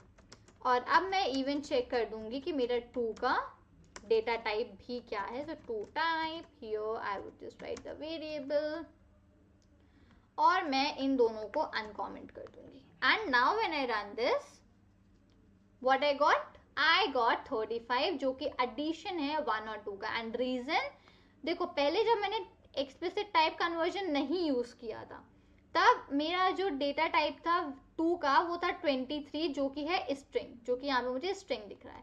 जैसे ही मैंने एक्सप्लिसिट टाइप कन्वर्जन लगाया, उसके बाद मेरा जो 2 का डेटा टाइप है वो क्या हो गया, वो ऑटोमेटिकली इंटीजर में कन्वर्ट हो गया। अब इंटीजर तुम आराम से ऐड कर सकते हो। So 12 + 23, I got the result as 35। This is explicit type conversion. This is what you mean by explicit typecasting, explicit type conversion. Am I clear with this to everyone कि explicit type conversion क्या होता है and how do you convert one data type to the other? Because see, ये बहुत important है आपके लिए एक डेटा टाइप को दूसरे डेटा टाइप में कन्वर्ट करने के लिए सीखना। बिकॉज फर्दर आपके प्रोग्राम्स में whenever you do the data science के प्रोजेक्ट्स भी करोगे या डेटा पे भी वर्क करोगे ना, तो बहुत बार होता है कि आपका कोई आप सबसे पहले ये समझो कि आप स्ट्रिंग्स पे काम नहीं कर सकते हो, ठीक है। आप स्ट्रिंग्स पे बहुत ज़्यादा फंक्शंस नहीं कर सकते हो, तो आपको नेसेसरली स्ट्रिंग्स को कई बार इंटीजर में कन्वर्ट करना पड़ता है। अब देखो, अगर मैं एक चीज़ लिखती हूँ यहाँ पे वन नोट पे, 1 सेकेंड, अगर मैं लिखती हूँ यहाँ पे 9, ये पता है क्या है, ये आपका स्ट्रिंग है। अगर मैं टाइम भी लिख रही हूँ ना 9, तो ये स्ट्रिंग है, क्योंकि यहाँ पे ये डबल कोट्स यूज हो गए, just colon kind of a thing, right. तो मुझे इसको पहले इंटीजर में कन्वर्ट करना पड़ेगा, तभी मैं अपने फर्दर ऑपरेशंस जो भी मुझे अपना एनालाइज करना है, सब चीज़ें मैं कर पाऊंगी। दैट इज द रीजन आपको एक डेटा टाइप से दूसरे डेटा टाइप में कन्वर्ट करना, it's very important for you to learn and like see how it works. Okay, Ash, great to hear that. Great to, like I use this crystal clear word a lot. मैं बहुत use करती हूँ इस word को. As of now, I'm not using, but previously when I used to take the sessions, every time I used to ask, is this crystal clear? Is this crystal clear? So I don't know where it went now, but हाँ, आज you Yash, you again remembered me that. अब I'm gonna use again crystal clear. I'm reading Python by Mark Lutz. Is it good? Yeah, Aditya, it is a good book. You can use this book. The book is very nice. Even I had gone through this book once. It's a good book. You had a good choice under the book. You can further go with that. Okay. Type conversions done. See, we have covered all things. Kind of operators done. Keywords done. आपका data types भी हो गए, identifiers भी होगी। अब हम लोग चलेंगे यहाँ पे एक एक डेटा टाइप को समझने. बिफोर दैट हम लोग फंक्शंस को थोड़ा सा देखते हैं कि what are functions. Now we don't have any PPT. अब डायरेक्टली हम लोग ऐसे ही सीखते चले जाएंगे. ठीक है. Now nothing requirement of any PPT or something. I'll take a new color now. So long time same color. Oh no, I want to add a pen. Blue. Okay.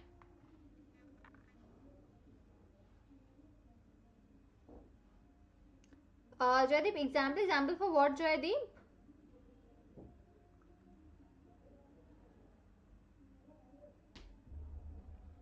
Example for what? Okay.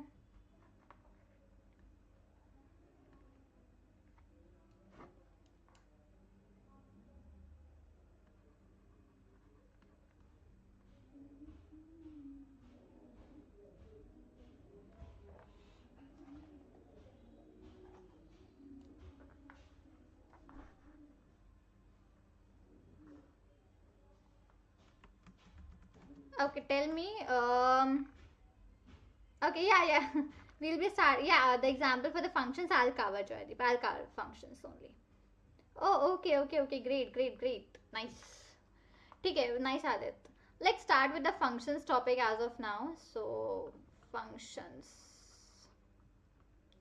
See, what are functions? Functions is, you can say, a block of a code जो कि आपकी help करता है किसी भी एक particular लंबे से प्रोग्राम को एक फंक्शन में कन्वर्ट करने का, ताकि if you want you can use that particularly that by the others.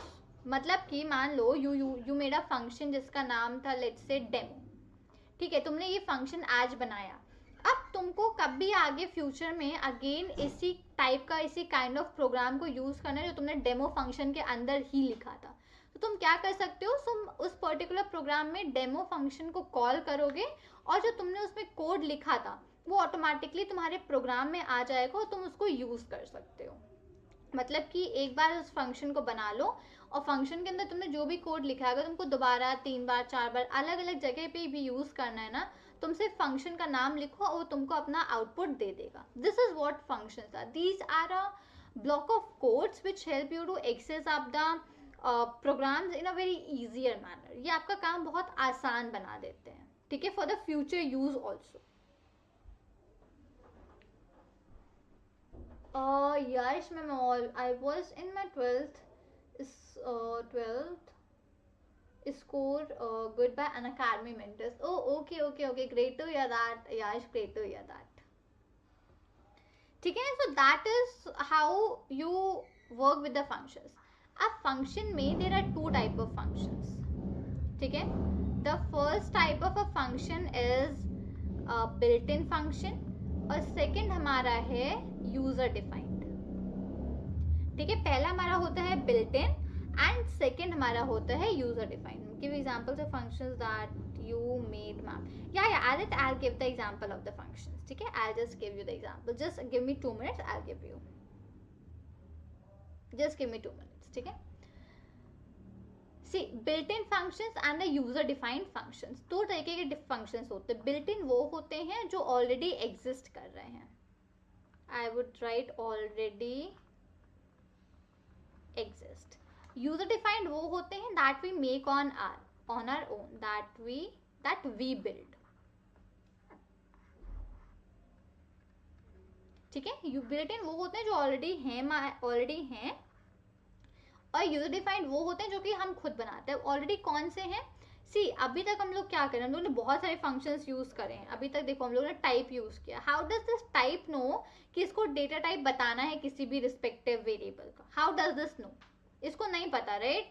So type what it is a built in function which we have used. We use this input function, right?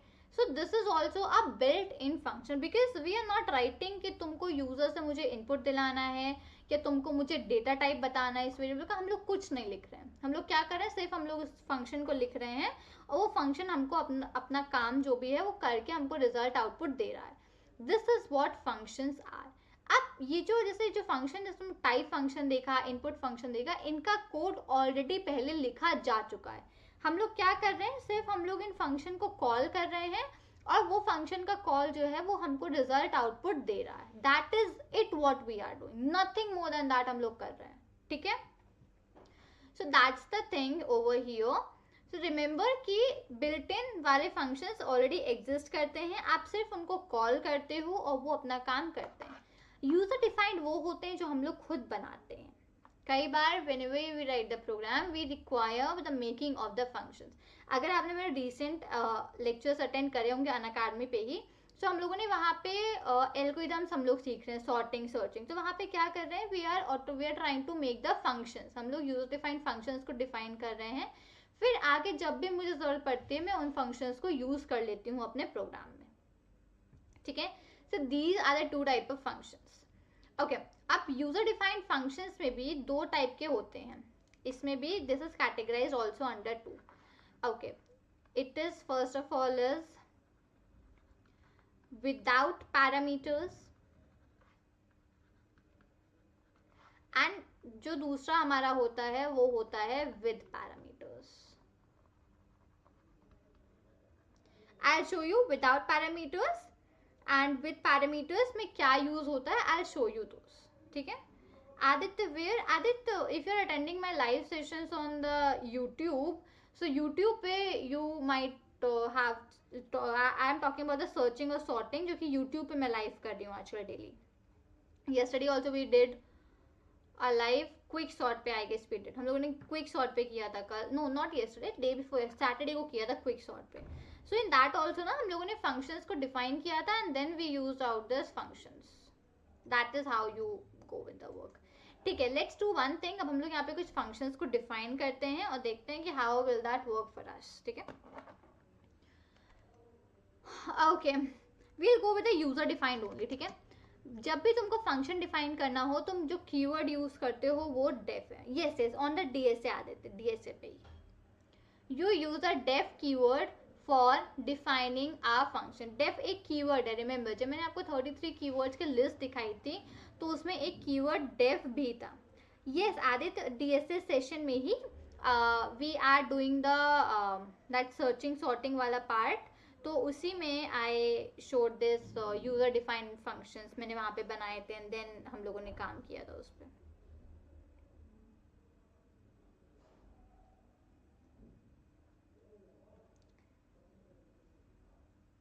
या right right Bhupendra, def keyword जो होता है वो हमारे functions को define करने के लिए, फंक्शंस को बनाने के काम आता है. ठीक है, अब मैं इसके आगे let's say I wrote a demo, def demo. तो क्या है ये demo is a kind of a function. अब ये डेमो एक फंक्शन बन गया है यहाँ पे. अब इसके अंदर आई कैन राइट एनीथिंग. मैं लेट्स से यहाँ पे एक राइट लिखती हूँ, print I made my first function. Let's say this is what I wanted to write. That is it. तुमने एक फंक्शन को डिफाइन किया, right? You just try to define a function. Inside that you made a statement कि print I made a function. Now what do you have to do? You just have to call that function. And calling of function is कि come out of the function and just write the name of that particular function. That is it. That is it, right? Now when you will be running this complete program, you will get the output I made my first function. Okay, I made my first function. So this is how this thing works exactly over here. This is a respective method. So this is a very simple example which I took. Here I would even name the things. This step is called as function initialization. Okay. This step is known as function calling. And this is the complete body of my function. ठीक है, first wherever you name the function, that is my function initialization. Whatever you write inside the function, that is all the body of the function. Coming out of the function, you do the function calling. That is it. This is how you define a function over here, right? Okay, yeah, sure Chinna Reddy. I'll just try to now make it in English. Okay, Aditya, how many predefined functions? See, Aditya, there are a lot. There is not any count of the predefined functions, because uh, there are numerous libraries in Python, and in those libraries only there are numerous functions. So there is no such as of count. I don't think so there is such count for any predefined functions, Aditya, but I would just say there are many, many, many. Okay. So yeah, that's the thing. So this is how you just define a function. This is a function definition without the parameters. I would just take a little difficult example also once, and let's see how that goes. Okay. My function will be a check function, def check. Okay. Now I am writing a program for checking whether my entered number is a even number or an odd number. I am writing a program to check whether the number is an even or an odd number. Okay. So I'll just start with my conditions. If I would just write a is equal to, I take the input from the user int, input, enter the number, like this. Okay. 1 second. I'll start with my conditions. If a %2 is equal to 0. What I am doing, this percent sign is helping me to get the remainder, and we know if we divide any number with 2 and if we get the remainder as 0, then in that case we say it is a even number, otherwise it's an odd number. So I will just print it in a manner ki it is an even number. Else I would just print, it is an odd number. As simple as that. Coming out of my function, I would call my function, right? And now when I would just run this program, I will, let's say, enter my number, which is 45. What I got? It is an odd number. This is how even you write a complete function. Now you can just use this check function anywhere, at any place into your whole program. Okay? You can just use this anywhere at any place now. Okay. Now let's say again, if I run this, let's give an input for the even number as well. Let's say I just wrote 20. It is an even number. This is how you write a program for checking whether a number is an even or an odd, and even is how you define a function to check whether a number entered is even or odd number. Okay, I hope this is pretty clear to each and every one of you. Okay, Yash, what is the 32.6? Okay, I hope this particular thing is pretty clear to each and every one of you about how to define a function without passing an argument, without passing the parameters, or you say without passing an argument, whatever you wish out. Okay, clear? Okay, Chinna ready. Thank you for the confirmation. Rest everyone. Quickly tell me, are you all clear? How do we write a program for passing a, for making a function without passing an argument?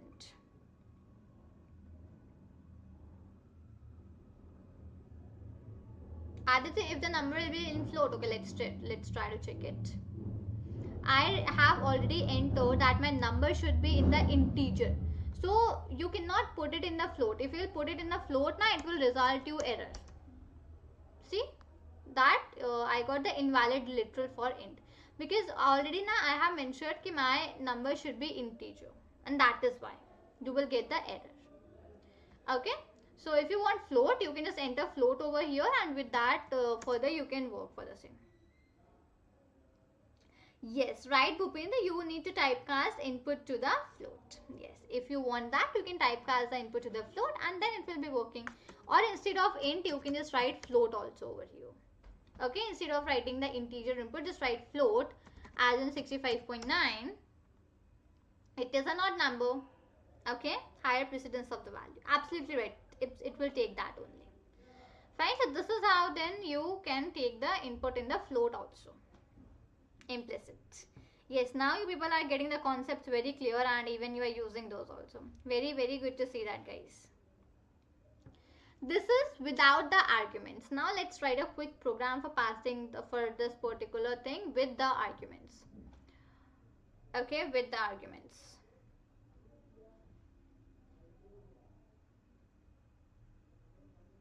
Okay, let's proceed in, and I would again define a function def, and this time we'll be writing a program for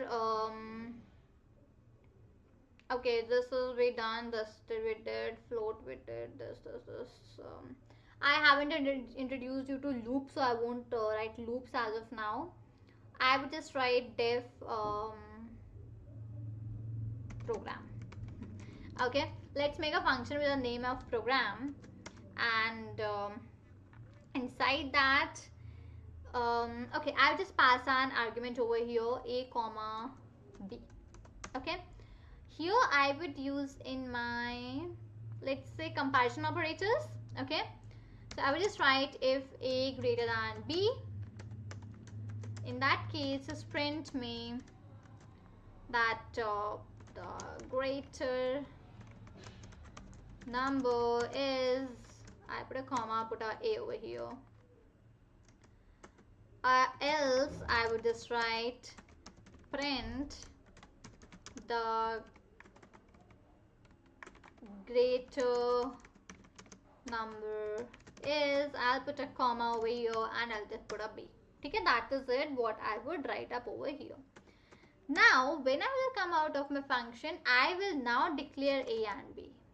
Okay, a is equal to int, I'll take the input, and then I would write enter the first number. Coming out, I'll just write b is equal to int, then input, I would write enter the second number, and then I am gonna call my function, that is program in the bracket a comma b. See what it is happening? See, 1 second.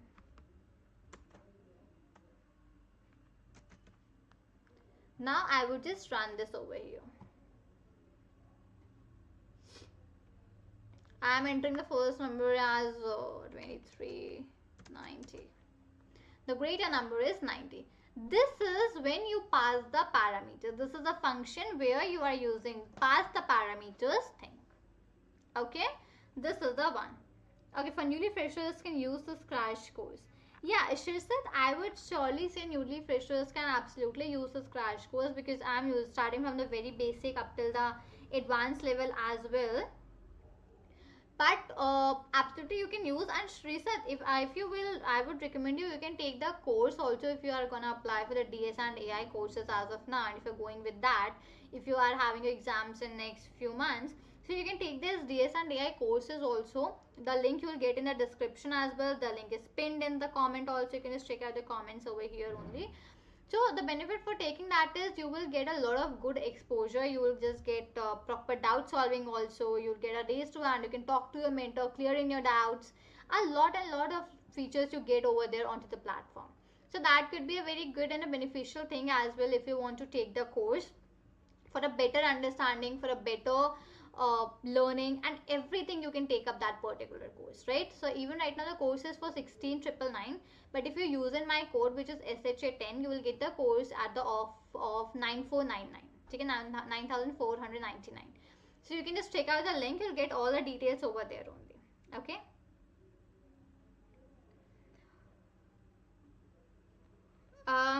Okay, Chinuredi def check a check 20. This is function with, yeah, absolutely, this is a function with argument. Right.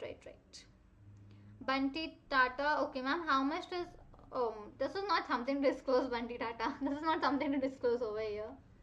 Okay. Mr. Hero, TechSpot, okay. Will you teach data science on next session? Yeah, see, Hero, Mr. Hero, I am just teaching data science every day here on the live classes at 7 p.m. every day. The live session goes for your DSA, which is going on. Onto the special classes, I teach about the machine learning for data science only.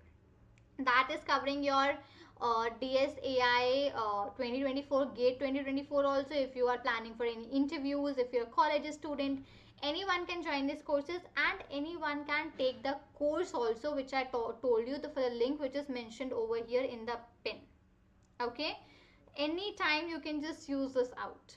So you can just use this link if anyone is preparing for the interviews, if anyone wants to learn data science, if anyone wants to go into this career, any single person can take the course over here. Okay, fine everyone. Okay, we are done with this particular thing. Okay.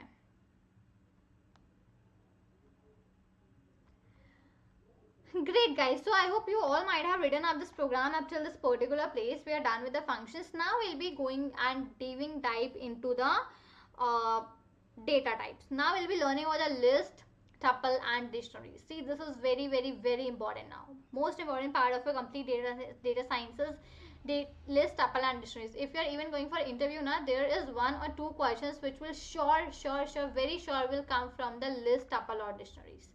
These types will cover 2 to 3 questions into your interviews also every time there is a question which is asked. So let's move with that this list and tuples and dishes, but before that I'll just take a 2 minutes of break. Okay, I'll just quickly have some water, right, and then I'll be back. Just 2 minutes. Till the time you people can just write out this program, or right, you can just check out these programs till the time everyone. And even if you are having something to build a program onto your own, you can surely write some program. I'll be just back in a minute. Okay, just allow me a single minute guys.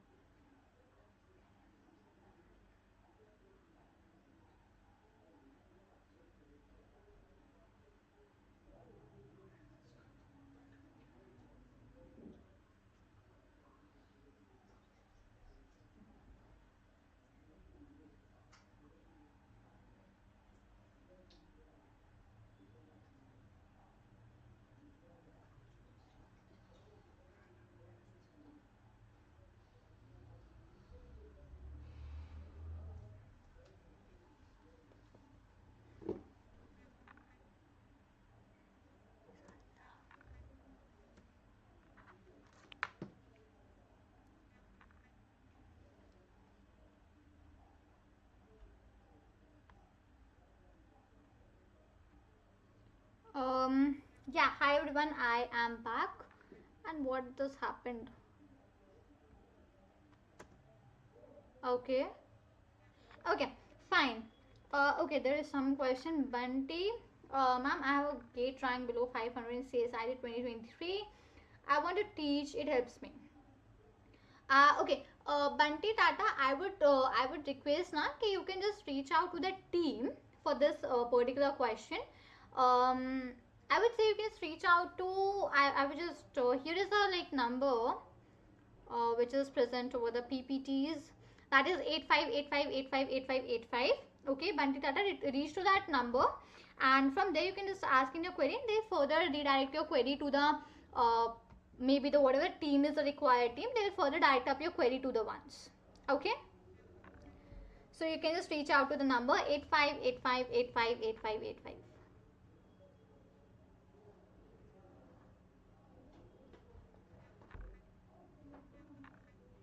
Great guys, so our short break, I hope everyone is back, and let's start um, with today's class.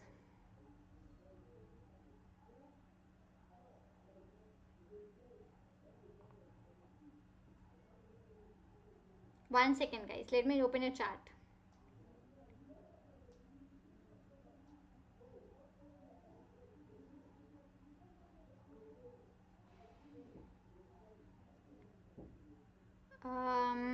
Yeah, let's start it.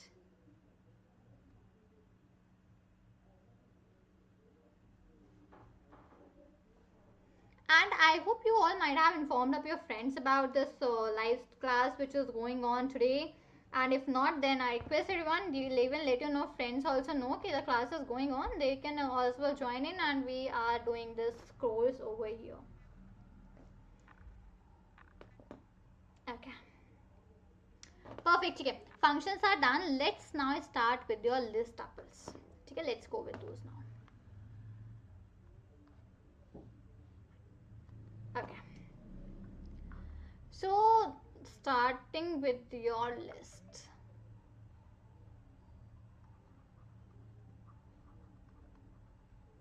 List.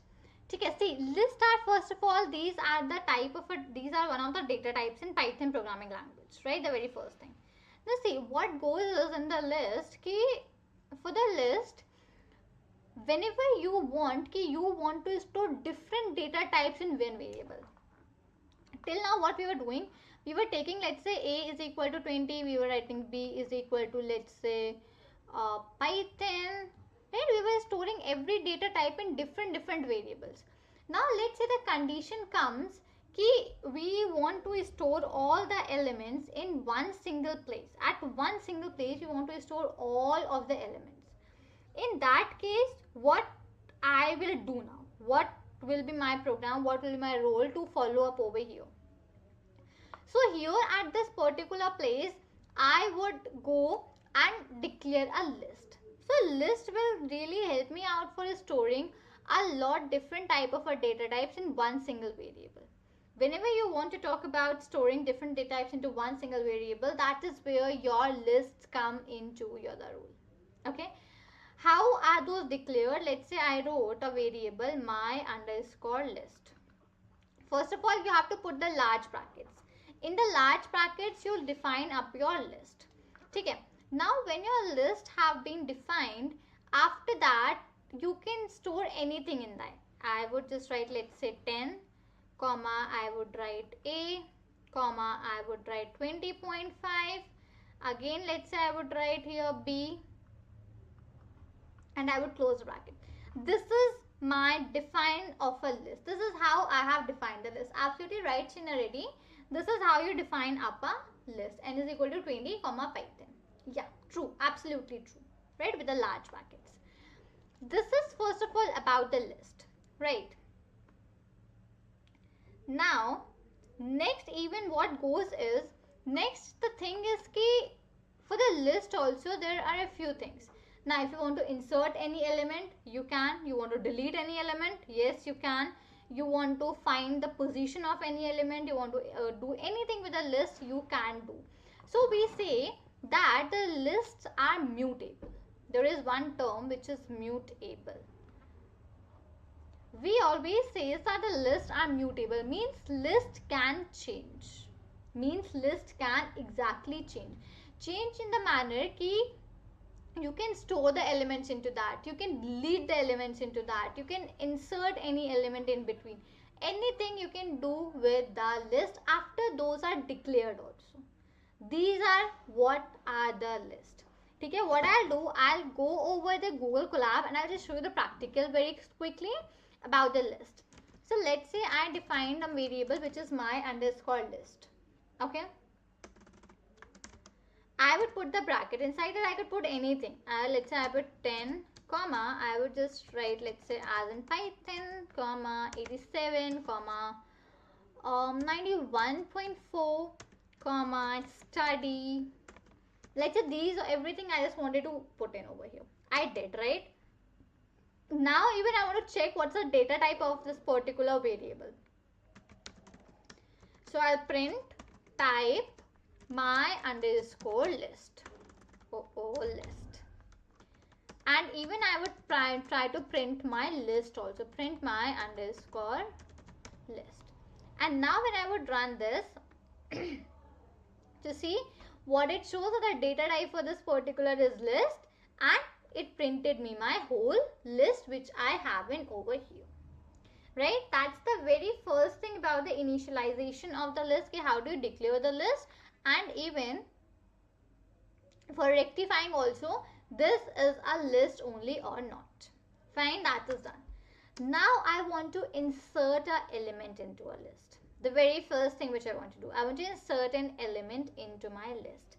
How would I do that? Okay, I would use my underscore list dot insert.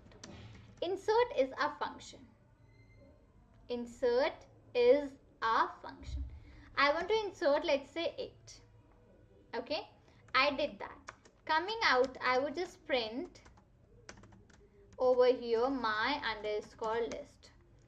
I'm not very sure insert or add what will work here exactly. Yeah, 1 second.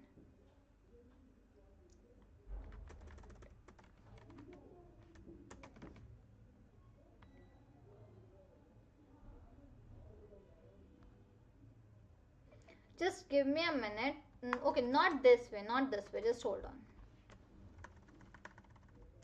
Not this way. See the myth. Okay, yeah, I just messed up one thing. How do we actually insert an element into the list? See, for inserting the element into a list, there is a different method, right? There is a different method for inserting the element in a list. I'll just show you that. So what do you have to? You first will have to use you directly use that particular thing. You can use up the print statement first of all, right?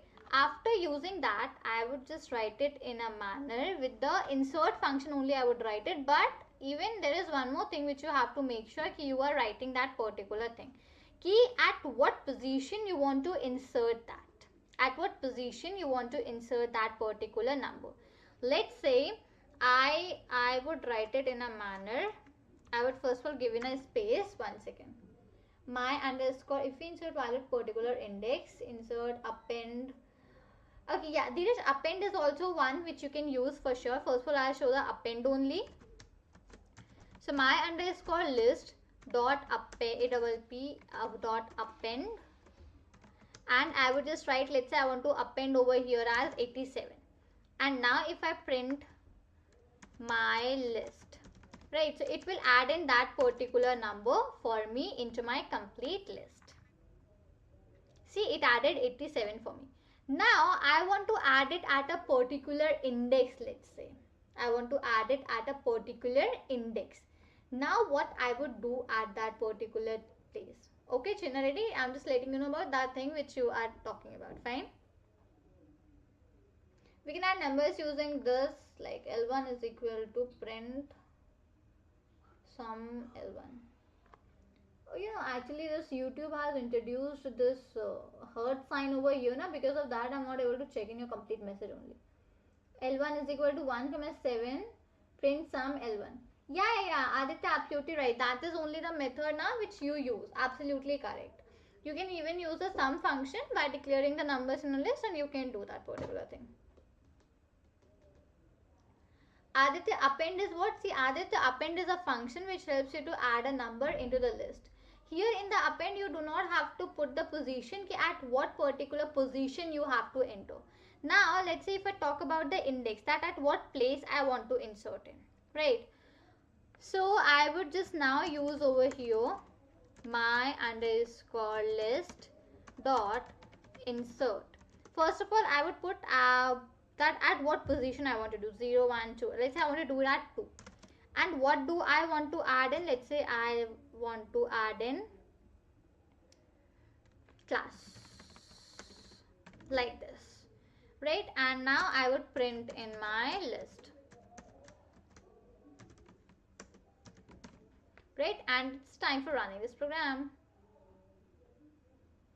Now see what it did. At my second position, it added this class over here, right? At the second position, it added class for me. Yeah, right, Surya, right, Shinaredi, and absolutely right, Rahul, you were right. You just told the right, Dheeraj, absolutely right, everyone. Yes, you all were correct. The method, the functions which you were telling, that were absolutely right, and this is only the method. Now, if there is someone who doesn't know about indexing, I'll just brief you a little about the indexing part. This again started. I'll just brief you about the indexing part a little bit, guys. What is exactly indexing?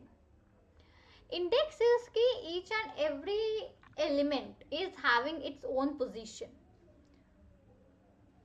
Each and every single element has its own position.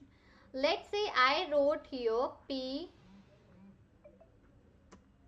not like this. I will just take the draw over here. Right, let's say I just wrote PYTHON. Let's say I just wrote Python. Now here all the characters which I wrote now, these are having their own positions. Let's say P is having a index value of 0, Y1, T2, H3, 4, 5. Index always starts with 0. Always remember this, guys. Always starts with 0.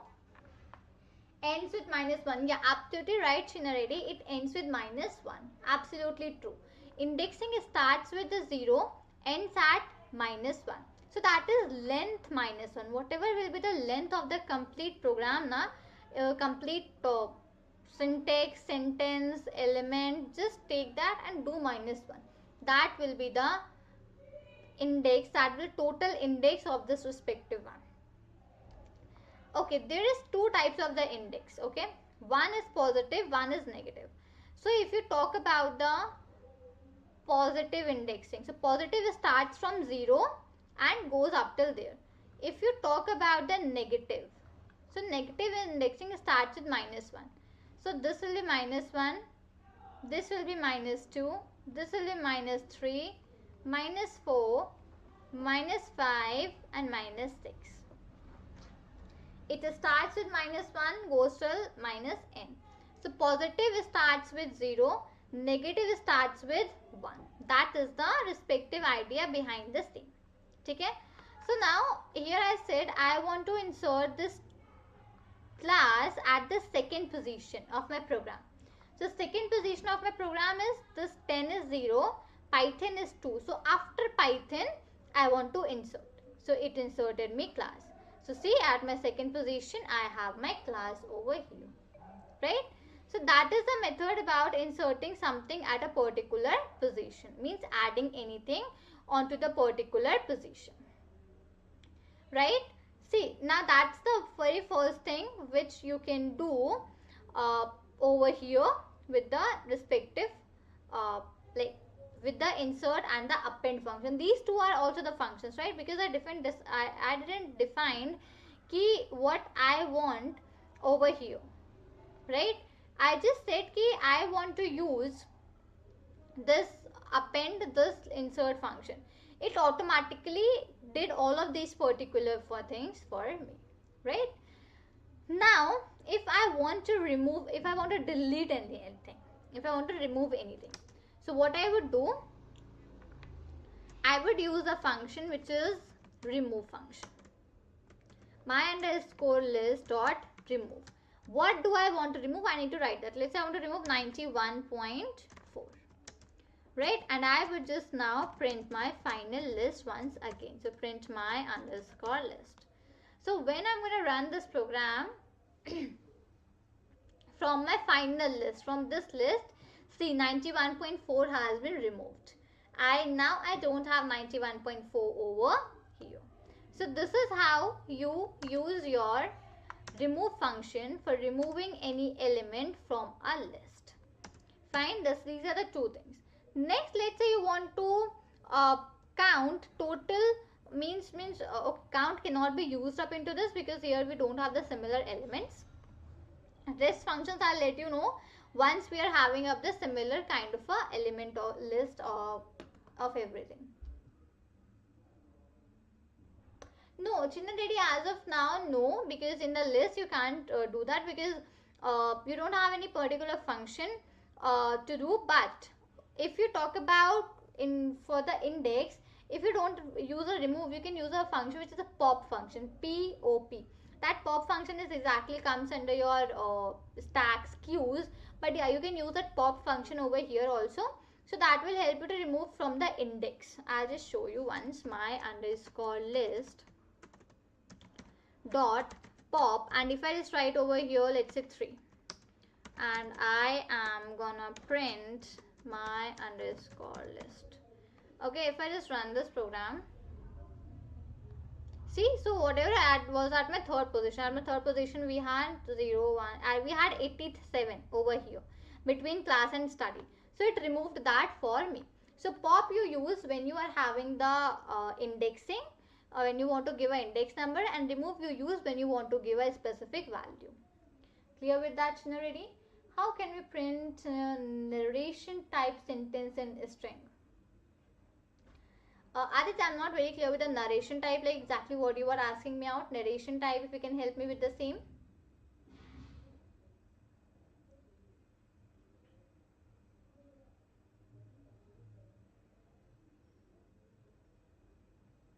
Okay, just can you give me an example, Aditya, and then I'll help you out with the same. Okay, this is the thing. Now, let's say I have a list which only and only contains the numbers. Okay, so let's say this is the time for num underscore list. I have, let's say, list 7, 3, 5, okay, 7, 5, not 0, 7, 5, 9, 2, 8, 4. Okay, let's say I have this list with me. Now, when you are having a list which is only having the numbers, it can help you more with a lot of more functions to apply. You know how to insert, how to delete. Now, let's see the other functions which you are having up over here, which you can even apply over the same. If you want to reverse your list, how will you do so? Right? Let's see that. So, num underscore list dot, I would use a function which is reverse function, right? Num underscore list dot reverse, and what I would just do, I would put this whole statement into a print statement. Print bracket, a bracket over here, and a bracket after my reverse function. Now when I run this complete program, okay, see, it returned me none because we didn't pass anything inside my reverse function. That is the reason it is returning me the none over here. Now inside my this, if I just pass num underscore list and I remove this dot list, and now if I just run this, okay, name reverse is not found. Yeah, it won't work like that. I will just use my underscore list dot reverse. Okay, sorry. Not my underscore list, it will be num underscore list dot.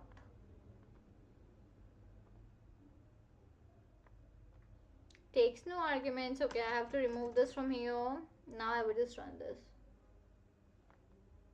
1 second. They said hello. Okay, how is your study? Essay is good. They said, how is your study going? Okay, so you were talking about, you just wanted to print that double inverted quotations or the things inside, right? That is what you were talking about, I guess, right?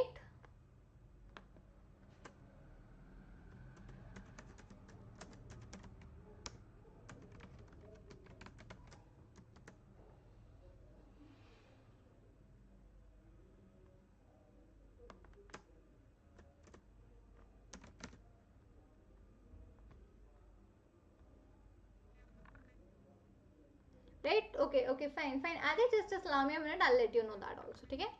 See, this is how you reverse up a list. First of all, again the same method. You will use num list underscore list dot reverse, right?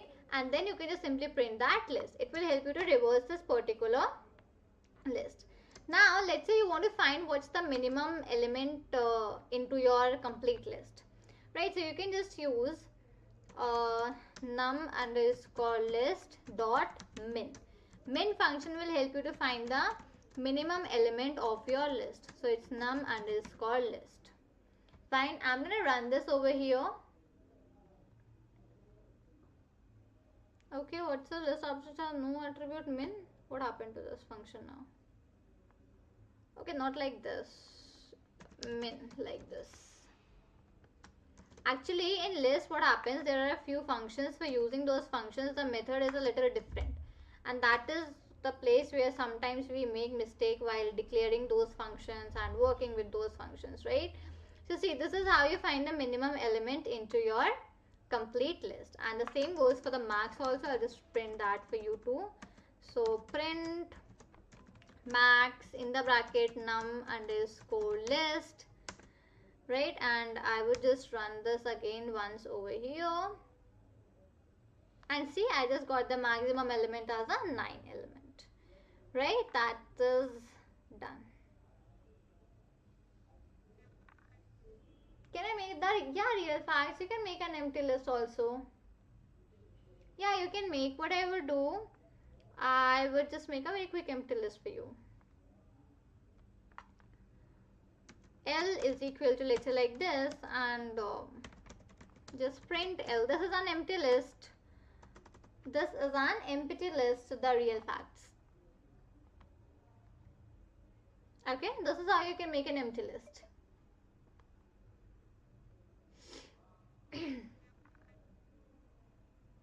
Yeah, absolutely right, Shinadi. There is no as such use of the empty list.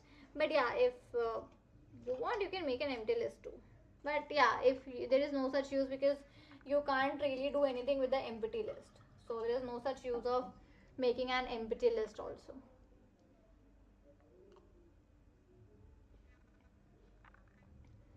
Okay, so these are a few things which you can do in the list. And that is about adding the elements, deleting the elements, inserting at a particular position, without any particular position, minimum, maximum, everything you can just do up in the list, okay?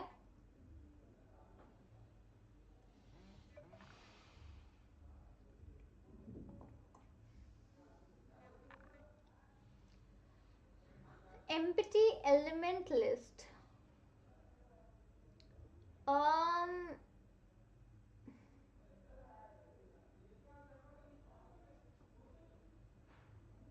Okay, I think the empty element list, I'm not able to understand what you exactly mean by. If you mean by key, you just make a list and you do not put anything inside that, so yes, you can do in that particular list. Chinradi, please. Okay, see, Chinradi, what are the sessions I have in? I have the sessions every day at 7 p.m. onto the YouTube.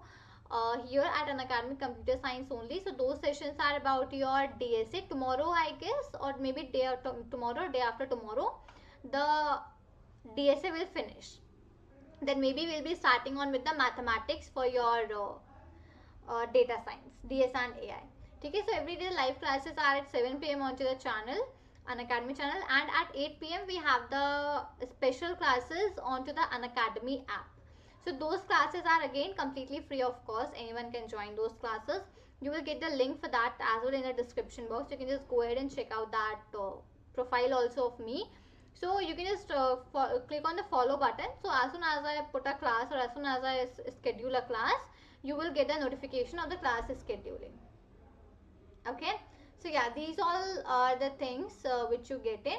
And generally, if you just want the session, so even you can just take in the DS and AI course, where you will completely get all the idea about the data science courses. So data science for your interviews, if you want to prepare for interviews, if you are planning for placement kind of a thing, or if you are planning for the gate exam, you have taken DS AI into that. Anything, the complete data science will be covered in for that. So if you're going to use in my code, you will get a off as well. The price is 16,999, but if you're going to use in my code SHA10, you will get a off over there, and the course you will get it at 9599. Okay, so yeah, that is all generally what are the live sessions all about. Yeah, the real facts we'll be covering z-score normalizations, your t test, p test, p values, right? Your first error, second error, type 1, type 1, type 2, everything will be covering up as soon as we start with the mathematics.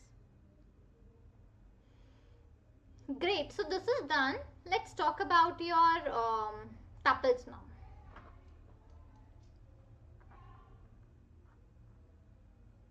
I hope no one is getting bored, right?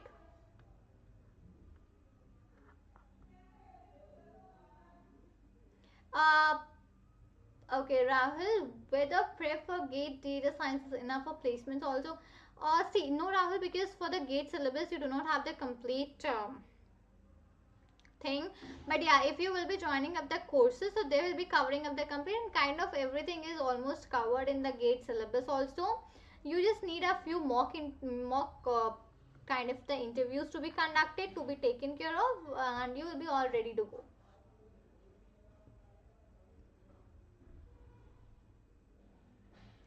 China Reddy, is continue Python live session. Okay, China Reddy, we already completed the whole Python. Okay, tomorrow we'll be doing the DSA with Python. So this was just a crash course for the Python, because Python is already covered. You can watch out the videos. They will be onto the channel only. And tomorrow we will be going with a DSA with Python. So we are learning the data structures and algorithm with Python.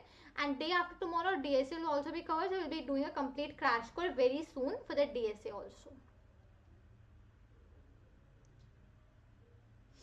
Okay.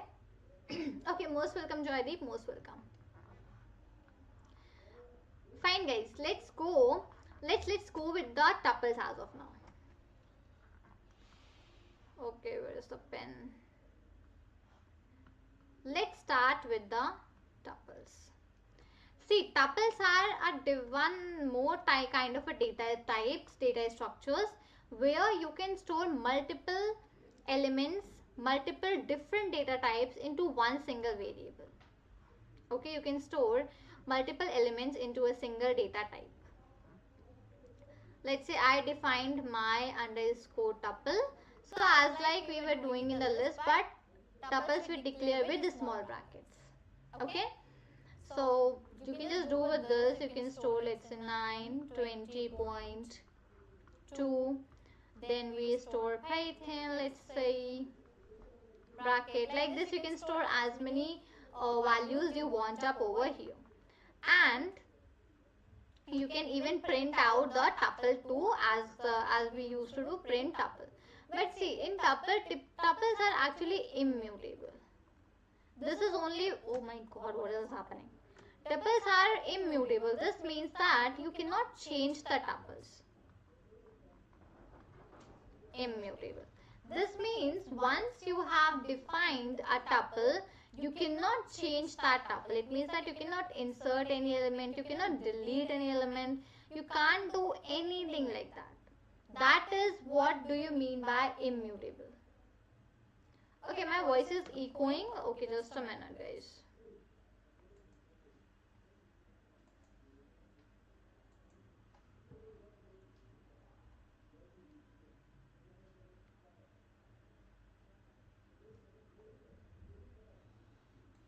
Just check it now. Is my voice okay, everyone?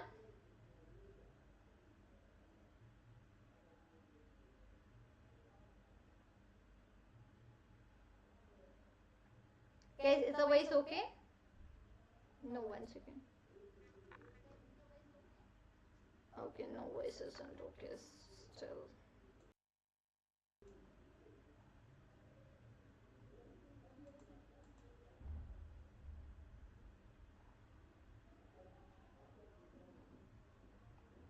Is it fine? Better? Is it better than before now? Now everyone?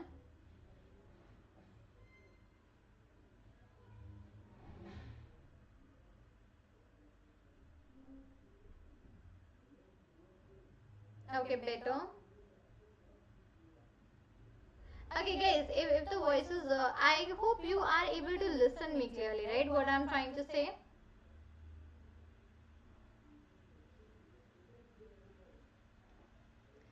Okay, okay. Let's then proceed in, guys. And if any audio thing is there, if you're not able to listen me clearly, then let me know. I don't know what is happening, but something is happening. Okay. Right. So I was talking about that tuples are immutable. It means that you cannot add or delete anything into a tuple. As we were trying to able to insert an element in a list, we were able to delete an element in the list also, but in the tuples you cannot do all of these things. That is why generally we do not use tuples. We just use the tuples when we have a very small task to perform, right? Rather than we don't use the tuples easily. Okay, so I will just let you know how the tuples will work in. Let's define tuple and let's see what we can do, what we cannot do. The length of the length of a tuple is not fixed. Prefer the length of a tuple is not fixed. It's the fixed thing is key. You cannot insert or delete anything into a tuple. Like these are immutable, so you cannot insert or delete anything into that. Let's say I define my underscore tuple is equal to like this and 5, 1, 8. Okay, and I am gonna first of all print the type of this particular print type, my underscore tuple, and then I will simply print my underscore tuple like this. Okay, and if I just run this over here, so I get that the class for this is my tuple, and this is how my tuple exactly looks like. Now see, if you want to reverse the tuple, if you want to sort the tuple, those all things you can perform very easily. But when you talk about inserting any element into a tuple, no, not allowed, not at all allowed. I'll show you how. So let's say I just wrote my underscore tuple dot reverse like that, right? And I will just print my underscore my underscore tuple. See, this will work. This won't give you any error, and what it will do, it will just give you the reverse of your tuple. Okay, tuple object has no attribute reverse. Okay, yes, sorry. You cannot make any change in a tuple. I'm so sorry. This reverse won't work in over here. Because as I said, you cannot make any change in a tuple. You cannot make a change in the tuples, okay? So neither reverse nor sort and neither your append, pop or maybe remove, any of these things won't work over the same. Okay, yeah, sure, Chinarity, sure. So this is about the prints, right? And okay, I was just trying to find the minimum element. So min, and inside that my underscore tuple. Let's run this now. So minimum, maximum will surely work out, right? But if we talk about adding, reversing, those things, those are not allowed in the tuple. Fine? So yeah, this is what you have in the tuples. Now when we talk about the next data type, and that are your dictionaries. Dictionaries are the most different type of a data types which you have in. Because dictionaries have a key and a value pair. They have a pair of a key and a value. Whenever you define a dictionary, so there always you will be having a key kind of a thing like that, and you will be having a value kind of a thing like that. right? Key with a value. Absolutely right, Chinarity. So let's say I defined my underscore dict, right? So if I want to define dictionary, first of all I define that into the curly brackets. These are the definition for my dictionary.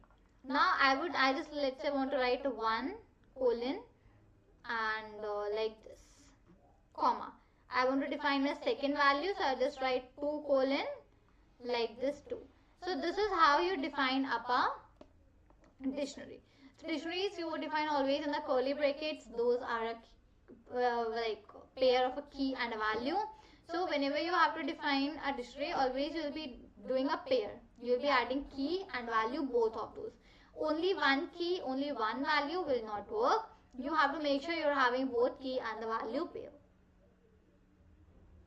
Right? So let's see with the example over the practical that how does this key and the value works. So my underscore dict is equal to, I define a dictionary over here. Let's say my dictionary says that on Monday, let's say on Monday I'm going to study for 4 hours. Okay. On Tuesday, one second. And let's say on Tuesday, I'm going to study for 5 hours. Okay. Let's say on Wednesday, I'll be studying for 6 hours. Right? This is how I defined in my dictionary. So I'll just try to check the type of this. So print type, I'll just have my underscore dict, and I would even print the dictionary also to check it how it looks exactly.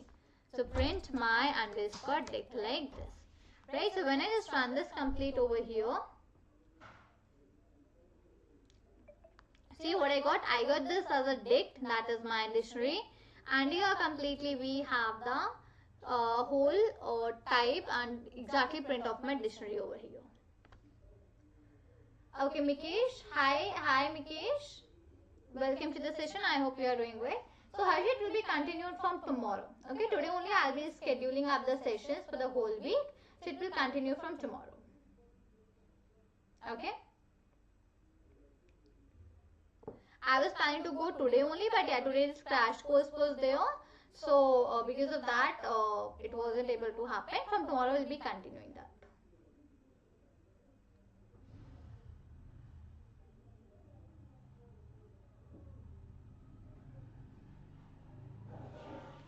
Fine, guys. Right, so this is how we define up a dictionary. Now, as I told you, we have a key and a pair value in the dictionary. So whenever you need to now access the value of the key and the pair, so how do you do so, right? So I would just write it in a manner. Print, right? Print my underscore dict dot keys. So when I talk about printing something like that, now what it will do? It will print all the keys. So keys are my Monday, Tuesday, and Wednesday. Okay. And 4, 5 and 6, these are my values.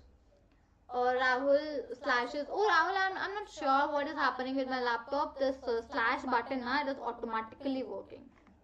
So I don't know. Okay. See? My laptop says don't stop typing. Keep on typing only.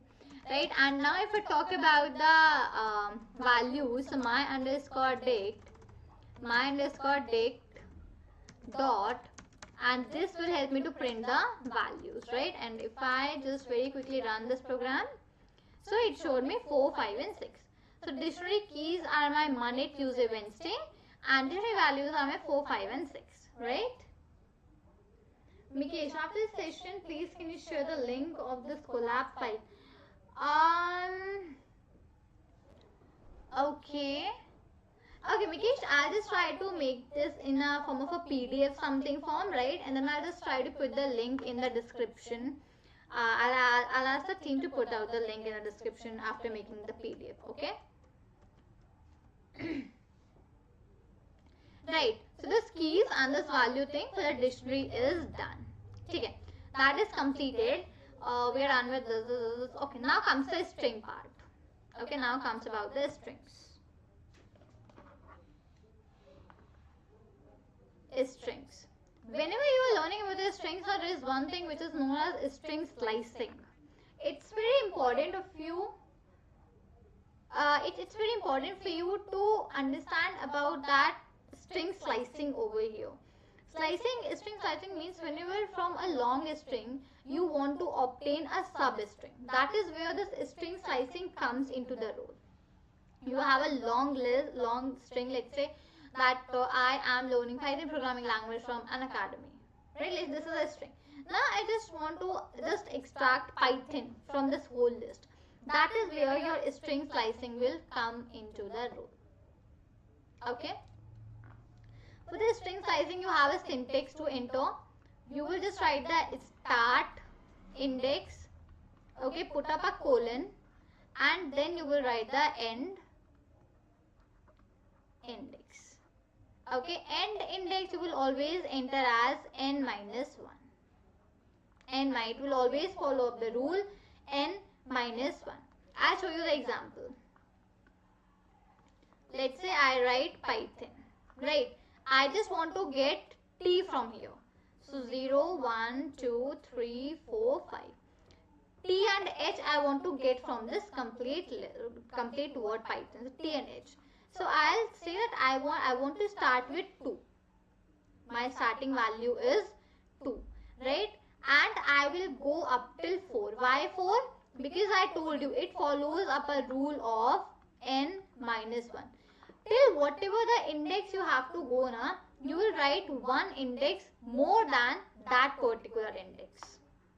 Whatever the index you want to go, you will write one index more than that respective index. So when I will write 2 colon 4, so it will start with the 2, right? 4 means 4 minus 1, it will go up till 3 and give me th as a result. This is known as string slicing. Okay. When I show you the practical, you might be more clear with that particular thing. Here we go with the practical. So I would just define up a st1. Okay? st1. Okay. I would like to write a string, same string which I was taking Python, and I would just write print st1 bracket 2 colon 4, the same thing which I did, right? And when I would just run this over here, it will give me th as I was telling you, because it follows up the rule n minus 1. Fine. So this is how you go with the things. Now I would take a long list, and in that I'll show you the complete example. So my underscore str is equal to, I'll just show you, I am learning Python. Okay. Now here listen, this when I have this long string, these spaces also have their own index value. I'll show you once. I'll just write this. Let's say I have a string, and that string says I am learning. So this I will be having a index value as 0. This one space will be having the 1 as the index. A will be 2, M will be 3. Again this space will have the index as 4. Then 5, 6, 7, 8, 9, 10, 11, 12 and so on. Right? So these spaces are also having their own values, own index values in this particular. Fine. So go with the same over here. I am learning Python. So I'll just write it print my underscore str brackets. I'll just write 0, 1, 2, 3, 4. I'll go with 4, starting with 4 and 0, 1, 2, 3, 4. I'll start with 5, not 4. And maybe let's go till 12. Maybe till 30. Okay. I'll go from 5 till 30. So what it will do? It will start with 5, but it will go till 12. So what it printed me completely? It printed me completely as learning. Right? Complete learning. It just printed me over here. Now, second condition thing goes that if I do not put the starting value. If I don't put the starting value, I just put the ending value, what it will do. So if I haven't entered the starting value, it will automatically start from the 0th index. It will automatically start from the 0th index. So see, it started from I am LE will till this particular place. If I print index 4, then if 4 is to 4, then see, you won't get anything over here, Aditya, right? Yeah. Print my underscore str like this if you write in. Okay, I'm sorry, you won't write 4 and 4 also, right? See, you didn't get anything over here as a result. Okay, you don't get anything over here. Now if I don't write the ending index, if I write the starting value and don't write the ending value, then what will happen if I just let's say write starting from 7, no, starting from 3 and ending up at nothing. So it will run and it will complete my whole list. Okay, and if I don't write anything in the starting and the end, if I don't define any starting, any ending value, just put a colon, it will print me the whole list. Right, so this is what the string slicing exactly is. This is the thing which comes up into the string slicing. Clear with that, everyone? Okay, what do you mean by string slicing and how is it exactly done?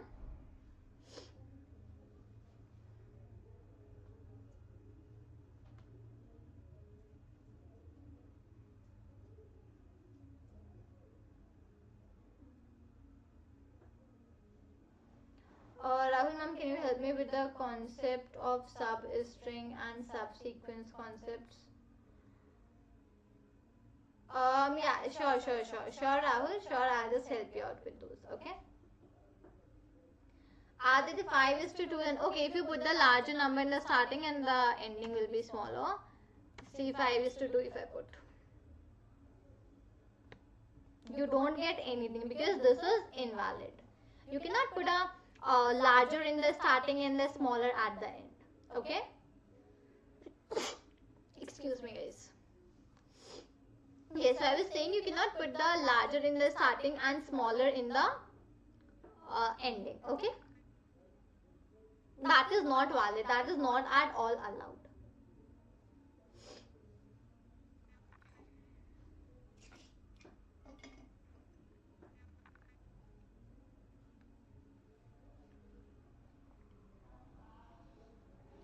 Yeah, Aditya, coming to the negative. Coming to the negative indexing.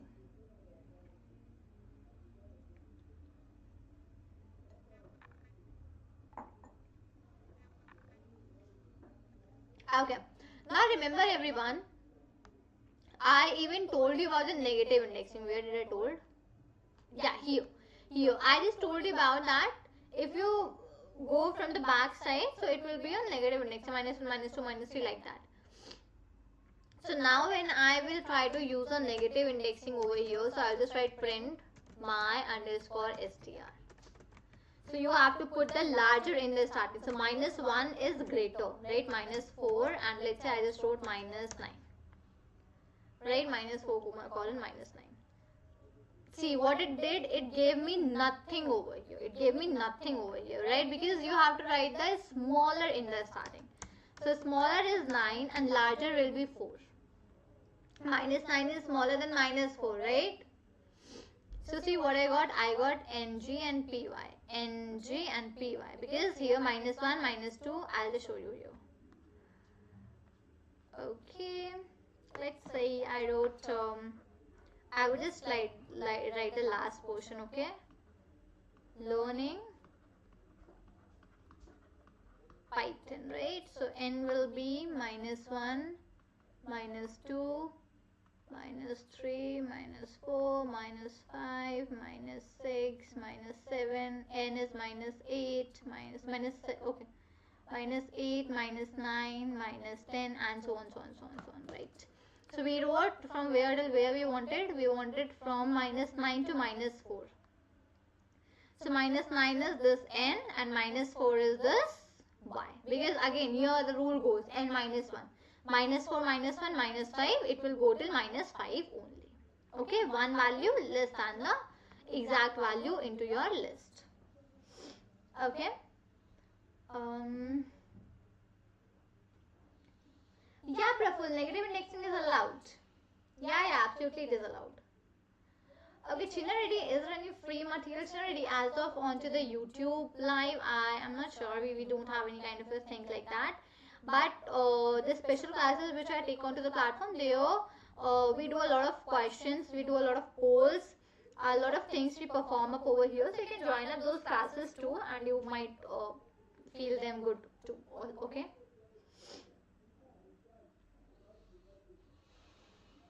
Fine, perfect guys. Okay, this thing is as well done. These are your strings. These are as well completed. Okay, now let's see a little about the arrays and the things, right? So, let's go with the arrays in the Python. Aditya, can we write 3 colon minus 2? Okay. You know, I like this very much when you people come with a different use cases, na? I really like that a lot. What do you got? Nothing, right? So no, you cannot write negative and positive together. Either all negative or all positive. Okay?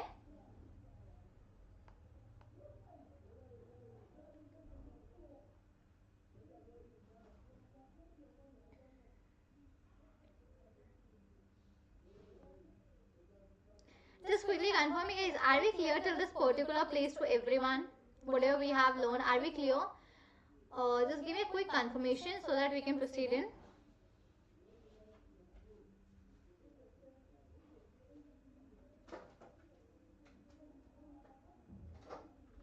I didn't told you about the loops. Let me just of all put about the loops in Python for you.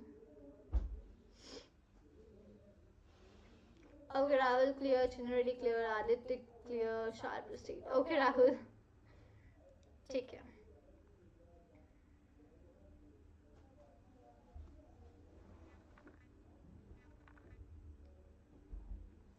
I'll tell you for loop and the while loop which we have in the Python. Okay? Let's go with the loops now. Okay. See, when do we now use the loops? What's the use of the loops? Why do we use that? Let's see that. Okay, loops. See, let's say, yeah, right, already. Let's say I want to print numbers from 1 till 10. Right? I just want to print all numbers from 1 till 10. So as of now, we do not have any way where we can print all the numbers from 1 till 10. We have to enter manually. We have to write print 1, 2, 3, 4, 5, 6, 7, 8, 9, 10. Like that we have to write it. But that's not a clever thing to do, right? Because you can do it for 10 numbers, 20 numbers, 50 numbers you can hardly do. But when you have 100 numbers, thousands of numbers, then you can do that manually, right? So whenever you want to do something in a repetition, whenever you are having something to do in the repetition format, there you use up the loops. There are two kind of the loops in Python. One is the while loop, second is the for loop. In C, C++ you had the do while loop also, but in Python you do not have, you just have the while loop and the for loop. Two types of loop you have it. Rahul Bajaj, for I in range 1, 10, Mikesh, for I in range 1, 11, iterations it print based on given until it falls. Yeah, until the time the condition is not satisfied. Praful, execute a group of instructions or a block of code multiple times. True, Praful, absolutely right. Mikesh, Rahul Bajaj, it will be up to 11. 1, 11. Yeah, absolutely. If you have to go till 10, you have to write one more, which is till 11.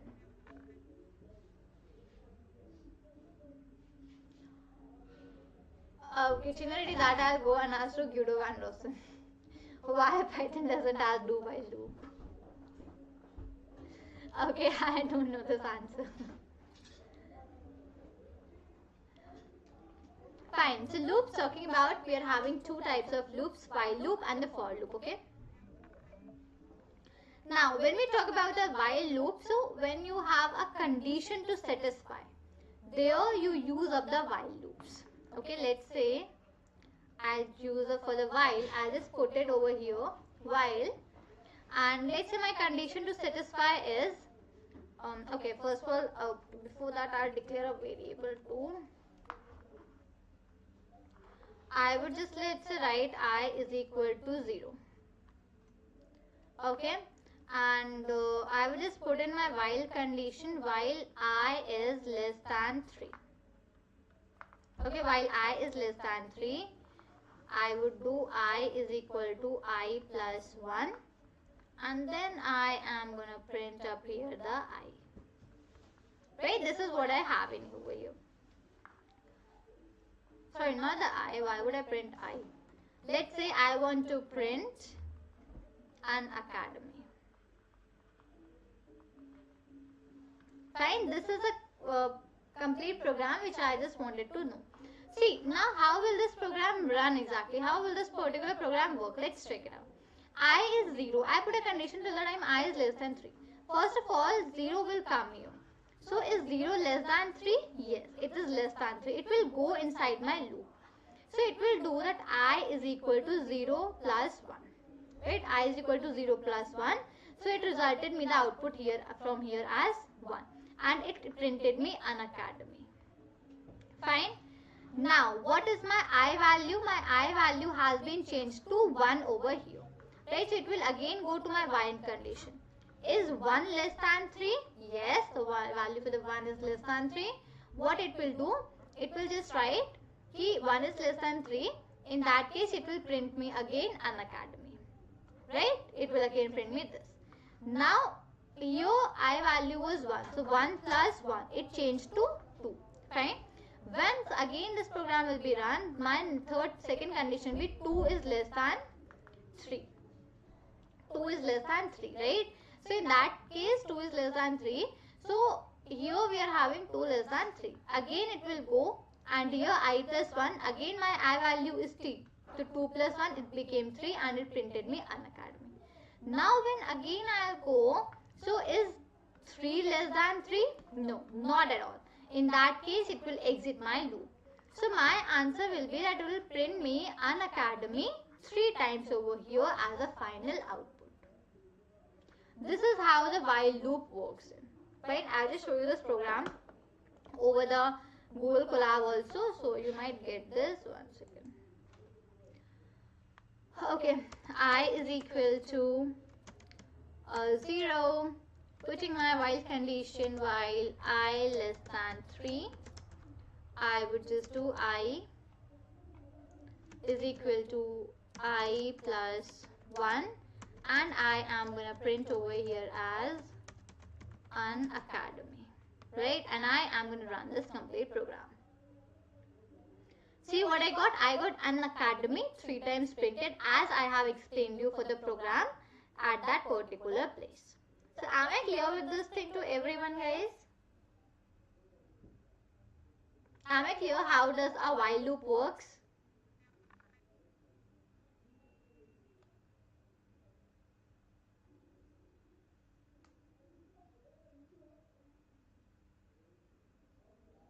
Okay, Mikesh, rest everyone.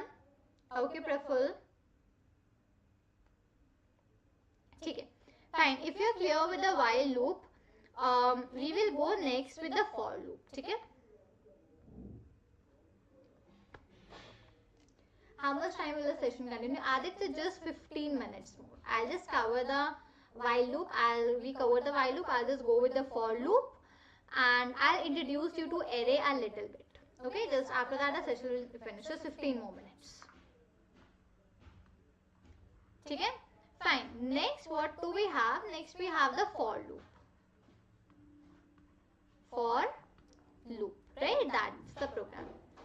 Now see, how does this for loop works exactly? Fine, how this program works. Let's say I want to print the numbers from 1 up till 10 repeatedly. From 1 up till 10, I want to continue printing up the numbers.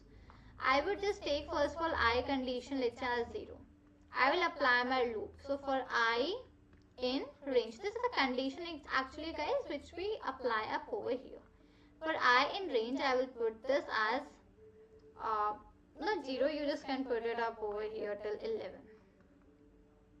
Or leave this method, I will tell you the other thing. Just let me take the eraser. Oh my god, where is my eraser? Sorry. So yeah, what do you have to do? You just have to go with for I in the range. Okay. And you can just put a range over here only. From 0, you can define a n over here, let's say. And you can define n, let's say 5. From 0, 5, like this. Okay. And excuse me. And in print, you would just print up over here as I. Right? What it will go from 0 up till 4. Because my n value I have assigned here as 5. It will start from 0, 1, 2, 3, 4. It is in total printing me 5 values. Starting from 0, going till 5. Sorry, going till 4. So my output for this program will be 0, 1, 2, 3, 4. Range function does this only. Whatever you will range you will be putting. And within that range, it helps me to print the complete output. It helps me to print the complete result. Okay, so I'll just go with the Google Colab and CEO. And I'll show you the for condition thing. So let's say n is equal to 5 for I in range 0, n. I am going to print over here as I. And I'm going to run the program. See what I got? 0, 1, 2, 3, 4.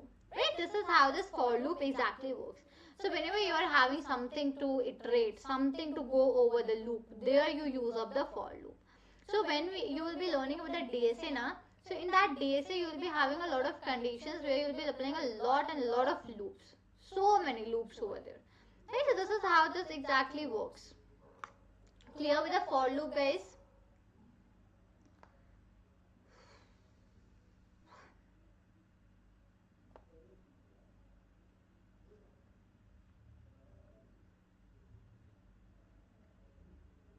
Yes, everyone, are you all clear with the for loops?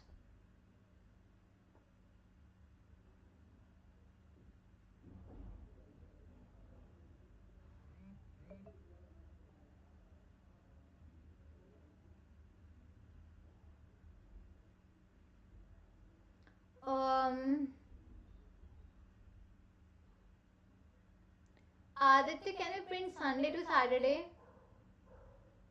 Aditya, if you have stored all of those numbers in a list, so you can iterate over a list, and with that you can print in all the from Sunday to Saturday. Okay, but not like this. You have to then declare up a list or an array. Inside that you have to insert all the days. Then you have to apply the loop condition. Then it will go.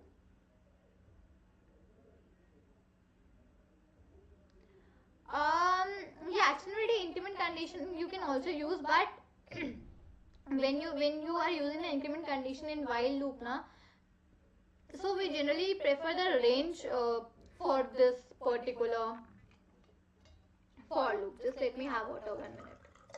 So we actually try to prefer the range for the loops and conditions for the while. Okay.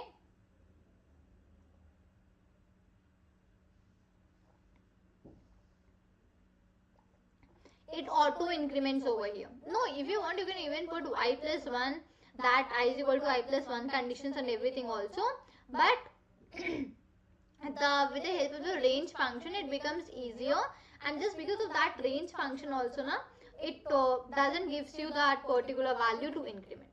With the range function it automatically does that for you.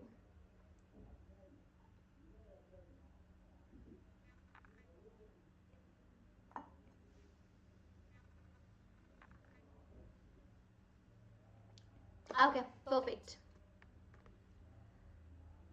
We can give jump value. Yeah, Mikesh, you can give the jump value too. So you can put a comma, give the jump value, and then you can go ahead with that particular thing.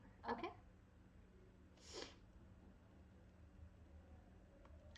fine. Let's jump over the array, the last topic for today. Let's see a little bit of arrays, and then we'll be stopping in for today.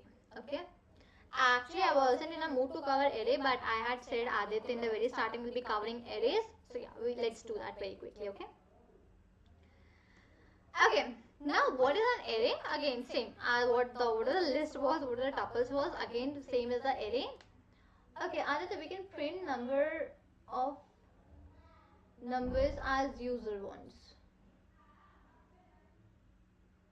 Yes, Aditya, yeah, you can take the input from the user inside the for loop, and you can do. But kind of yeah, you can do Aditya, but in that it's kind of a thing ki you have to make a program very error free, because directly using the condition and taking the input from the user inside the for loop and working, that might create a little problem for you, because you have to define a value inside that, you have to define a value outside the loop, then work with that, right? So that might create a problem, but it won't exactly do that particular thing. What you could do, you can just take an input from the user, then apply the for loop with that. You know what we had done, we had just simply took this I range over here, right, this n. So instead of n, you can take the input from the user, and there it will work for you. Okay, let's go with the arrays, guys. So what are arrays? These are again a collection of items which are stored into you can say into an array, into a large brackets. You define up the array with the help of the large brackets only, if you know, right? 1 second, I'll just go over here with the topic for today. Where is my cursor? Sometimes the cursor, I'm not able to find that. See, what did I wrote? 1 second.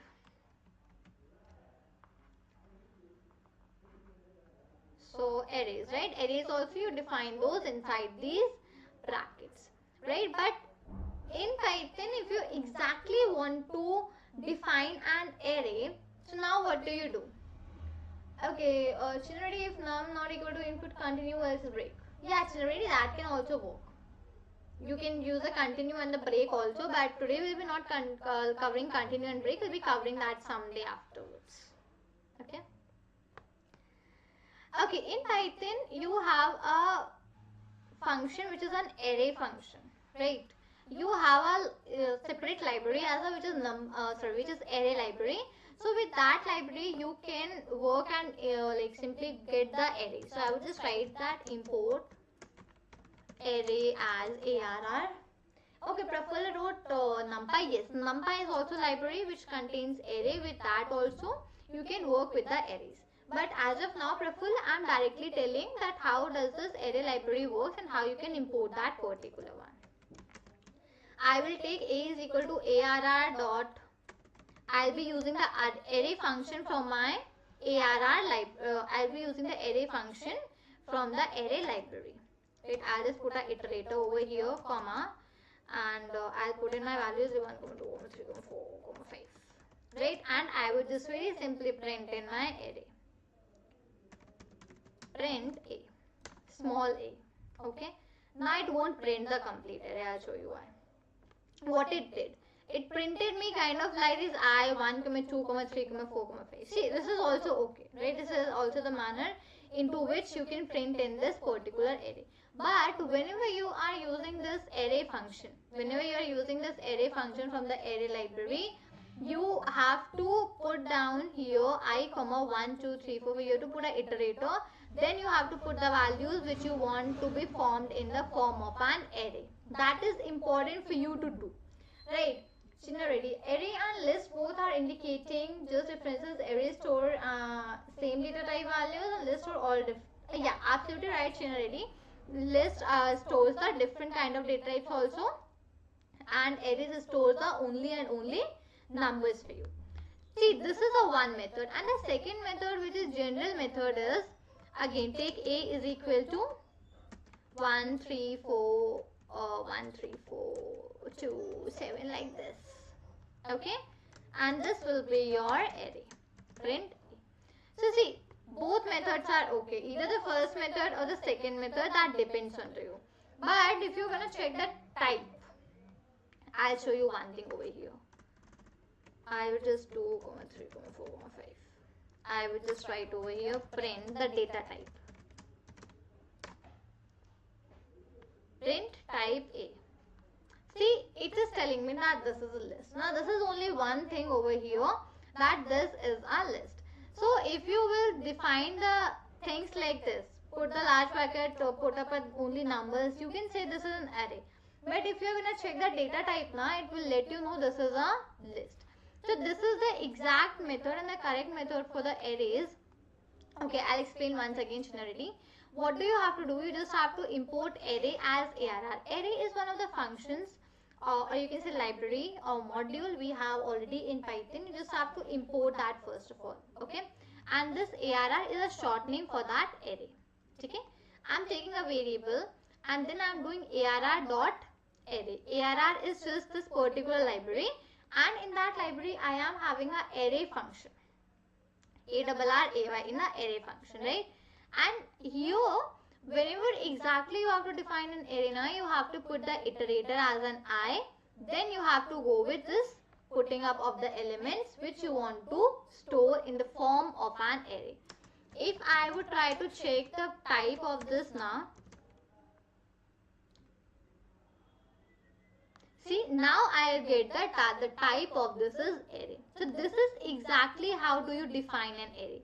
This is a kind of a list define of the array, right? So this is what is the very first thing. So what I would do, I need to have an iterator with me to do so, because I am using the array function, and this is where you store up the numbers, whichever you want to convert into the array. Okay.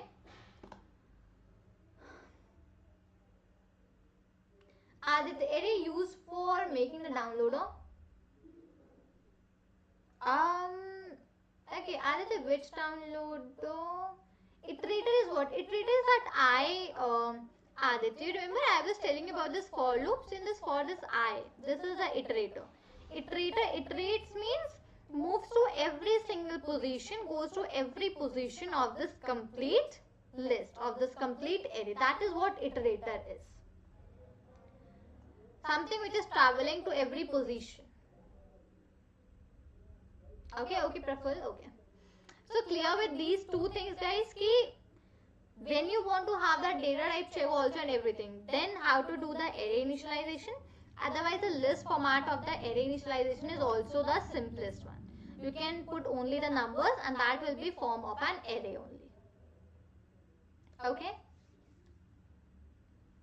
Yes, see, Praful, any data type will be faster which will only have a similar kind of a data type. Arrays are faster, the reason is because they have the similar data types. They do not have one integer, one float, one string. No, they don't have this. They only have integers, all sorted, finish. Right?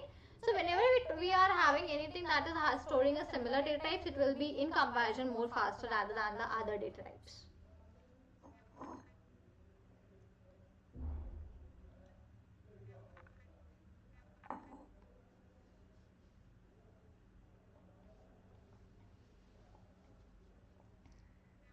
Okay, so yeah, this is how you define up the arrays. This is how you work with the arrays.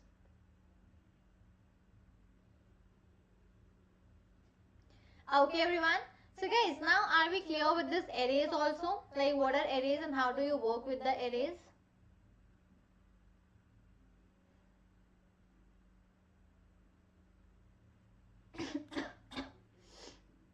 Yes, everyone, are we clear with the arrays, guys, now?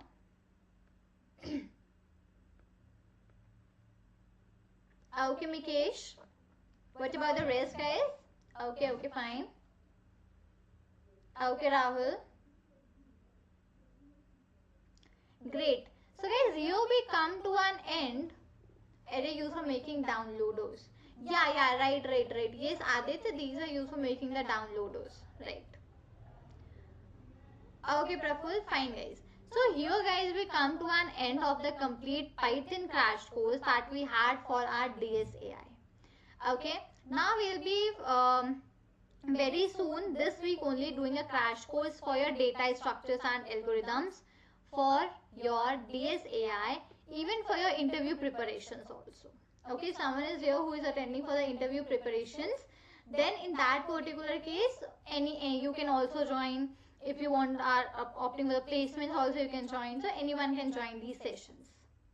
Aditya, way you teaching, ma'am, and your patience about each and small thing is also great, ma'am. Okay, thank you. Thanks a lot, China Reddy. I'm really happy that you liked out this session.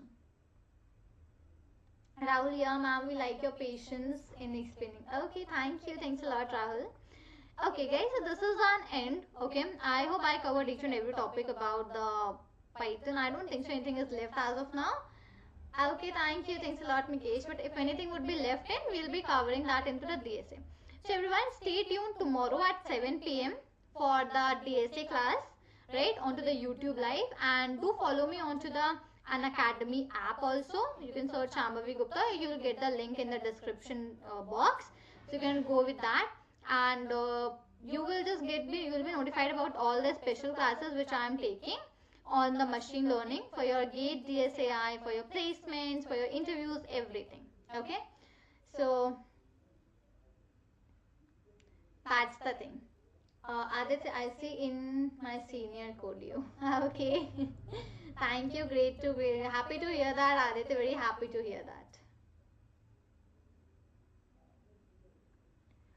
Okay, Mikesh, as PyQs are not available for new paper, how to prepare for it? Okay, see, Mikesh, you will get those as very soon, because the Python questions also will be available for the paper too, and you'll get that very soon. Okay, you can go with the previous year question papers also, but still the sample papers are coming in the market, and I guess soon more will be launched out. So yeah, with those you can prepare it, and yeah, you can attend up the classes now, and there you'll get everything. You know, already onto the machine learning, we had 2-3 sessions. Aditya joins regularly my sessions of machine learning also. So we already had a lot of practice for the machine learning questions for DSAI already into your platform of Unacademy, where I have been taking the classes, right? So you can join in those classes, and yeah, see, for everything, if we talk about the question papers or the sample papers, the solving of the questions, right? Mentorship, everything, you can even take that DSAI course. You can go with the course also. You have the link pinned already in the comment over the same. So you can take that courses. You are having a lot of features over that I explained you the plus features already, what you get in the same. So that is also a good option. You can use my code SHA10, and with that code you will get a good off as well. So you can surely go ahead with any of those, whatever you want to go. Fine. So the real courses are for 16,999, but you get it at 9,599 if you apply my code of SHA10.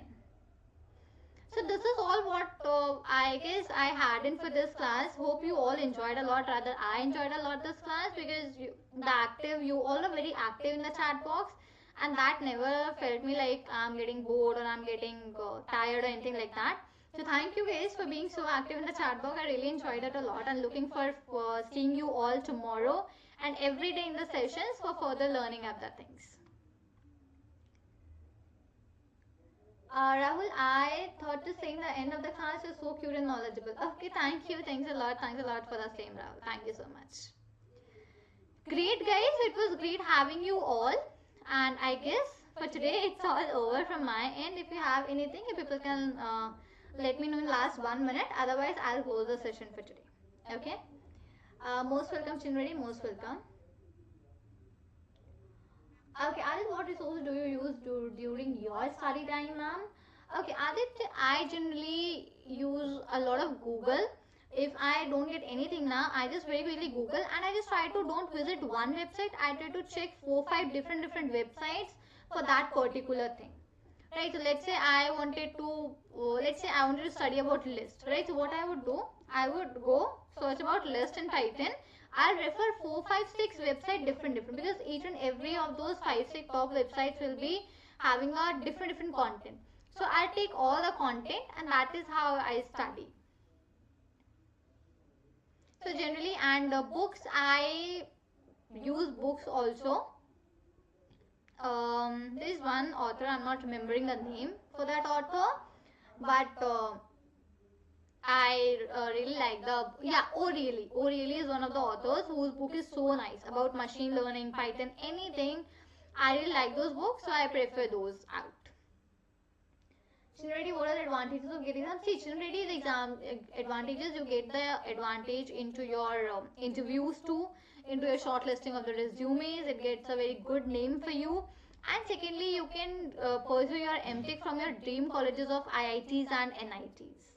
So that's the very best advantage in Ready, that you can pursue your dream colleges, IITs and IITs. You can pursue MTech from there. In any specialization also you can do from the same.